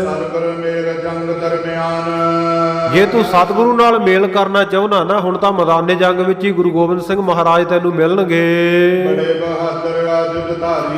ਸਾਡੇ ਗੁਰੂ ਗੋਬਿੰਦ ਸਿੰਘ ਸਾਹਿਬ ਮਹਾਰਾਜ ਬੜੇ ਬਹਾਦਰ ਹੈ, ਬੜੇ ਸੂਰਮੇ ਹੈ, ਸ਼ਸਤਰ ਧਾਰੀ ਹਨ। ਔਰ ਗੁਰੂ ਮਹਾਰਾਜ ਜੀ ਦੇ ਨਾਲ ਬਹੁਤ ਸਾਰਾ ਚਮੂ, ਬਹੁਤ ਸਾਰੀ ਸੈਨਾ ਫੌਜ ਹੈ। ਉਸ ਵੇਲੇ ਸ਼ਾਹ ਕਹਿਣ ਲੱਗਿਆ, ਔਰੰਗਜ਼ੇਬ ਕਹਿੰਦਾ ਇਹ ਜਿਹੜਾ ਸਾਰਾ ਸੰਸਾਰ, ਸਾਰਾ ਹਿੰਦੁਸਤਾਨ, ਭਾਰਤ ਹੈ, ਕਹਿੰਦੇ ਜੇ ਇਹਦੇ ਵਿੱਚੋਂ ਤੇਰੇ ਗੁਰੂ ਨੇ ਆ ਮੇਰੇ ਦੇਸ਼ ਦੇ ਵਿੱਚੋਂ ਲੋਕਾਂ ਨੂੰ ਆਪਣੀ ਫੌਜ ਵਿੱਚ ਭਰਤੀ ਕੀਤਾ ਹੋਇਆ ਹੈ, ਕਹਿੰਦਾ ਮੇਰੇ ਵਿੱਚ ਇੰਨੀ ਤਾਕਤ ਹੈਗੇ ਤਾਂ ਮੇਰੀ ਪਰਜਾ ਹੀ ਹੈ ਨਾ ਉਹ ਸਾਰੇ ਲੋਕ। ਕਹਿੰਦਾ ਮੈਂ ਉਹਨਾਂ ਨੂੰ ਵਰਜ ਦੇਵਾਂਗਾ, ਹਟਾ ਦੇਵਾਂਗਾ, ਤੇਰੇ ਗੁਰੂ ਕੋਲ ਕੋਈ ਜਾਵੇਗਾ ਹੀ ਨਹੀਂ, ਫਿਰ ਤੁਸੀਂ ਕੀ ਕਰੋਗੇ? ਕਹਿੰਦੇ ਫੇਰ ਦੱਸੋ ਕੀ ਕਰੋਗੇ? ਤੁਸੀਂ ਤਾਂ ਇਕੱਲੇ ਹੀ ਰਹਿ ਜਾਓਗੇ, ਤੁਹਾਡਾ ਗੁਰੂ ਇਕੱਲਾ ਹੀ ਰਹਿ ਜਾਵੇਗਾ, ਫਿਰ ਕੀ ਕਰ ਲਵੋਗੇ? ਕਹਿੰਦੇ ਇਸ ਕਰਕੇ ਕਹਿੰਦੇ ਤੁਸੀਂ ਇਹ ਗੱਲ ਚੰਗੀ ਤਰ੍ਹਾਂ ਜਾਣ ਲਓ ਵੀ ਮੇਰਾ ਹੁਕਮ ਸਾਰੇ ਚੱਲਦਾ ਹੈ। ਸਿਆਣੇ ਹੋ ਕੇ ਆਪਣੇ ਗੁਰੂ ਨੂੰ ਕਹਿ ਦਿਓ ਵੀ ਆ ਕੇ ਮੇਰੇ ਨਾਲ ਮਿਲਾਪ ਕਰ ਲਵੇ। ਮੇਰੇ ਉੱਤੇ ਕੋਈ ਬਲ ਨਹੀਂ ਚੱਲੇਗਾ, ਮੇਰੇ ਤੇ ਕੋਈ ਜ਼ੋਰ ਨਹੀਂ ਚੱਲੇਗਾ, ਜਿਹੜਾ ਤੁਸੀਂ ਆਪਣੇ ਗੁਰੂ ਦਾ ਜ਼ੋਰ ਕਹਿੰਦੇ ਹੋ। ਭਾਈ ਦਇਆ ਸਿੰਘ ਜੀ ਕਹਿੰਦੇ ਔਰੰਗਜ਼ੇਬ ਕਿਸੇ ਭੁਲੇਖੇ ਵਿੱਚ ਨਾ ਰਹੀ। ਕਹਿੰਦੇ ਆ ਤੇਰੀ ਜਿਹੜੀ ਪਰਜਾ ਨਾ, ਤੇਰੀ ਰਈਅਤ ਹੈ, ਇਹ ਸੈਨਾ ਨਹੀਂ ਗੁਰੂ ਕੋਲ ਹੈਗੀ। ਕਹਿੰਦਾ ਹੋਰ ਕਿਹੜੀ ਸੈਨਾ? ਕਹਿੰਦੇ ਗੁਰੂ ਕੋਲੇ ਤਾਂ ਕਹਿੰਦੇ ਗੈਬੀ ਸੈਨਾ ਹੈ, ਸ਼ਹੀਦ ਸਿੰਘਾਂ ਦੀ ਫੌਜ ਹੈ। ਕਹਿੰਦੇ ਲੱਖਾਂ ਗਿਣੇਗਾ, ਕਰੋੜਾਂ ਗਿਣੇਗਾ? ਨਹੀਂ, ਕਹਿੰਦੇ ਗੁਰੂ ਕੀਆਂ ਫੌਜਾਂ ਦੀ, ਸ਼ਹੀਦ ਸਿੰਘਾਂ ਦੀ ਤਾਂ ਕੋਈ ਗਿਣਤੀ ਨਹੀਂ ਹੈ। ਉਸ ਸੱਚੇ ਪਾਤਸ਼ਾਹ ਗੁਰੂ ਗੋਬਿੰਦ ਸਿੰਘ ਸਾਹਿਬ ਮਹਾਰਾਜ ਦੇ ਨਾਲ ਨਿਸ ਦਿਨ ਰਾਤ ਦਿਨ ਸ਼ਹੀਦਾਂ ਸਿੰਘਾਂ ਦੀਆਂ ਫੌਜਾਂ ਹੱਥ ਬੰਨ੍ਹ ਕੇ ਰਹਿੰਦੀਆਂ ਹਨ। ਔਰ ਪ੍ਰਗਟ ਵੀ ਸਤਿਗੁਰ ਸੱਚੇ ਪਾਤਸ਼ਾਹ ਨੇ ਜਿਹੜਾ ਖਾਲਸਾ ਪ੍ਰਗਟ ਕੀਤਾ ਉਹ ਵੀ ਬਹੁਤਾਤ ਵਿੱਚ ਹੈ, ਬਹੁ ਗਿਣਤੀ ਵਿੱਚ ਹੈ। ਔਰ ਕਹਿੰਦੇ ਸਾਰੇ ਦੇਸ਼ ਦੇ ਵਿੱਚ ਜਿੱਥੇ ਜਿੱਥੇ ਵੀ ਜਾਵੇਗਾ ਉੱਥੇ ਹੀ ਸਾਰੇ ਦੇਸ਼ ਵਿੱਚ ਗੁਰੂ ਦੀ ਵਡਿਆਈ ਰੋਜ਼-ਰੋਜ਼ ਵੱਧਦੀ ਹੈ। ਸਾਰੇ ਸੰਸਾਰ ਦੇ ਵਿੱਚ ਸ਼ੋਰ ਮਚਿਆ ਹੋਇਆ, ਦੁਹਾਈ ਮਚੀ ਹੋਈ ਹੈ, ਗੁਰੂ ਕੀ ਵਡਿਆਈ ਸ਼ੋਭਾ ਫੈਲੀ ਹੋਈ ਹੈ। ਉਸ ਗੁਰੂ ਗੋਬਿੰਦ ਸਿੰਘ ਸਾਹਿਬ ਮਹਾਰਾਜ ਦੇ ਸਾਹਮਣੇ ਕੋਈ ਅੜ ਨਹੀਂ ਸਕਦਾ। ਜਦੋਂ ਆਹ ਵਚਨ ਸੁਣੇ ਭਾਈ ਦਇਆ ਸਿੰਘ ਜੀ ਦੇ ਤਾਂ ਉਸ ਵੇਲੇ ਥੋੜਾ ਇਹਦਾ ਮਨ ਨੀਵਾਂ ਹੋ ਗਿਆ ਔਰੰਗਜ਼ੇਬ ਦਾ। ਬੜੀ ਹਲੀਮੀ ਦੇ ਨਾਲ, ਨਿਮਰਤਾ ਦੇ ਨਾਲ ਕਹਿਣ ਲੱਗਾ, ਕਿ ਗੁਰੂ ਗੋਬਿੰਦ ਸਿੰਘ ਸਾਹਿਬ ਮਹਾਰਾਜ ਸੱਚੇ ਪਾਤਸ਼ਾਹ ਜੀ, ਉਹਨਾਂ ਦਾ ਬੜਾ ਤੇਜ ਪ੍ਰਤਾਪ ਹੈ। ਕਹਿੰਦਾ ਮੈਂ ਉਹਨਾਂ ਦੇ ਇੱਕ ਵਾਰੀ ਦਰਸ਼ਨ ਕਰ ਚੁੱਕਿਆ ਹਾਂ। ਉਸ ਵੇਲੇ ਹੀ ਉਹਨਾਂ ਨੇ ਮੈਨੂੰ ਆ ਜਿਹੜੀ ਕਟਾਰ ਦਿੱਤੀ ਸੀ, ਜਿਹੜੀ ਮੈਂ ਤੁਹਾਨੂੰ ਦੇ ਦਿੱਤੀ ਹੈ, ਉਹ ਕਟਾਰ ਦੇ ਦਿੱਤੀ ਤੇ ਗੁਰੂ ਕੇ ਸਿੰਘਾਂ ਤੋਂ ਜ਼ਫਰਨਾਮਾ ਚਿੱਠੀ ਰੱਖ ਲਈ ਔਰੰਗੇ ਨੇ। ਔਰ ਇਹਨਾਂ ਗੁਰੂ ਕੇ ਸਿੱਖਾਂ ਨੂੰ ਰੁਖਸਤ ਕਰ ਦਿੱਤਾ, ਵਿਦਾ ਕਰ ਦਿੱਤਾ। ਔਰੰਗਜ਼ੇਬ ਨੇ ਆਪਣੇ ਕੋਲੋਂ ਔਰੰਗਾਬਾਦ ਤੋਂ ਉਸ ਵੇਲੇ ਬੜੀ ਚਿੰਤਾ ਦੇ ਵਿੱਚ ਇਹਨੇ ਇਹਨਾਂ ਸਿੰਘਾਂ ਨੂੰ ਰੁਖਸਤ ਤਾਂ ਕਰ ਦਿੱਤਾ, ਸਚਿੰਤ ਮਹਾਨਾ ਚਿੰਤਾ ਦੇ ਸਹਿਤ ਹੋ ਗਿਆ। ਉਸ ਵੇਲੇ ਮਨ ਵਿੱਚ ਬੜਾ ਫਿਕਰ ਲੱਗ ਗਿਆ ਵੀ ਗੁਰੂ ਗੋਬਿੰਦ ਸਿੰਘ ਸਾਹਿਬ ਮਹਾਰਾਜ ਇੱਕ ਵਾਰੀ ਤਾਂ ਦੇਖ ਚੁੱਕਿਆ ਨਾ ਮੱਕੇ ਵਿੱਚ, ਬਾਕੀ ਸਿੰਘਾਂ ਨੇ ਤਸੱਲੀ ਕਰਵਾ ਦਿੱਤੀ। ਤੇ ਫਿਰ ਜਿਹੜੇ ਗੁਰੂ ਮਹਾਰਾਜ ਜੀ ਦੇ ਬਚਨ ਪੜ੍ਹੇ ਨੇ ਜਾਫਰਨਾਮੇ ਵਿੱਚ, ਉਹ ਤਾਂ ਕੱਲਾ ਕੱਲਾ ਬਚਨ ਗੁਰੂ ਮਹਾਰਾਜ ਦਾ ਤੀਰਾਂ ਵਾਂਗੂ ਲੱਗਿਆ ਔਰੰਗੇ ਦੇ।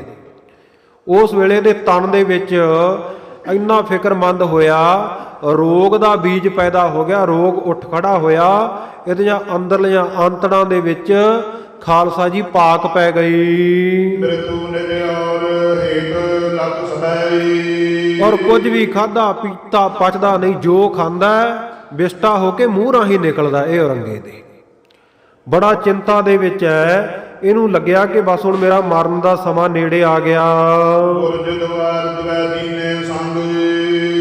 ਸੋ ਇਸ ਪ੍ਰਕਾਰ ਸਤਿਗੁਰੂ ਸਾਹਿਬ ਜੀ ਦੇ ਸਿੰਘਾਂ ਦੇ ਨਾਲ ਇਹਨੇ ਦੋ ਆਪਣੇ ਸਿਪਾਹੀ ਭੇਜੇ ਸਭ ਸਮਝਾਇਓ ਗੁਰੂ ਪ੍ਰਸੰਗ। ਔਰ ਸਾਰਾ ਪ੍ਰਸੰਗ ਇਹਨੇ ਆਪਣੇ ਸਿਪਾਹੀਆਂ ਨੂੰ ਦੱਸ ਦਿੱਤਾ, ਸਮਝਾ ਦਿੱਤਾ।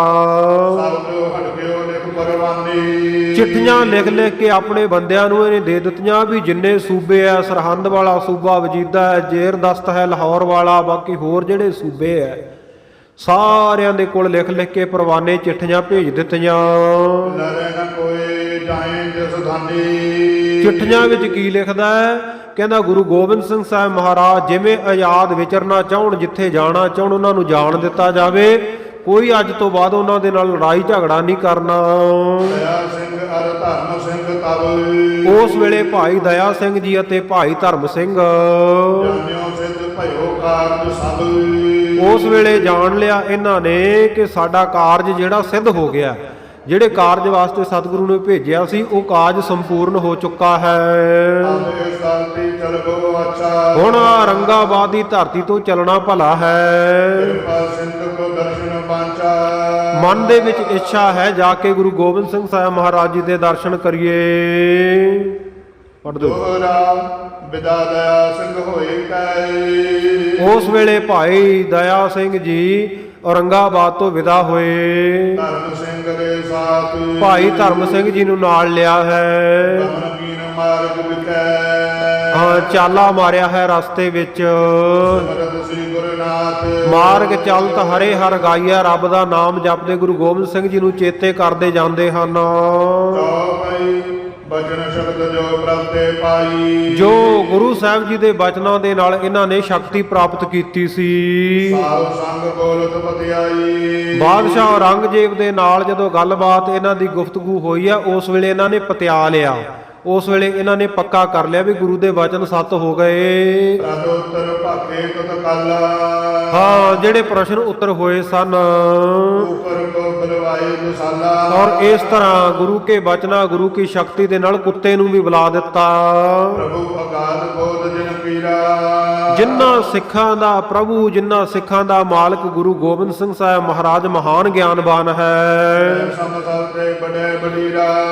ਔਰ ਗੁਰੂ ਗੋਬਿੰਦ ਸਿੰਘ ਸਾਹਿਬ ਮਹਾਰਾਜ ਉਹਨਾਂ ਦੇ ਬਰਾਬਰ ਦਾ ਕੋਈ ਨਹੀਂ, ਸਭ ਤੋਂ ਵੱਡੇ ਹਨ। ਗੁਣ ਗਨ ਸਿਮਰਤ ਮਾਰਗ ਆਈ। ਉਸ ਗੁਰੂ ਸਾਹਿਬ ਜੀ ਦੇ ਗੁਣਾਂ ਨੂੰ ਸਿਮਰਦੇ ਹੋਏ, ਚੇਤੇ ਕਰਦੇ ਹੋਏ ਰਸਤੇ ਵਿੱਚ ਆ ਰਹੇ ਹਨ। ਕਰੇ ਕੂਚ ਦਰ ਕੂਚ ਸਦਾਈ। ਮੰਜ਼ਿਲ ਦਰ ਮੰਜ਼ਿਲ ਦਮਦਮਾ ਸਾਹਿਬ ਵੱਲ ਨੂੰ ਗੁਰੂ ਕੇ ਸਿੰਘ ਵੱਧ ਰਹੇ ਹਨ।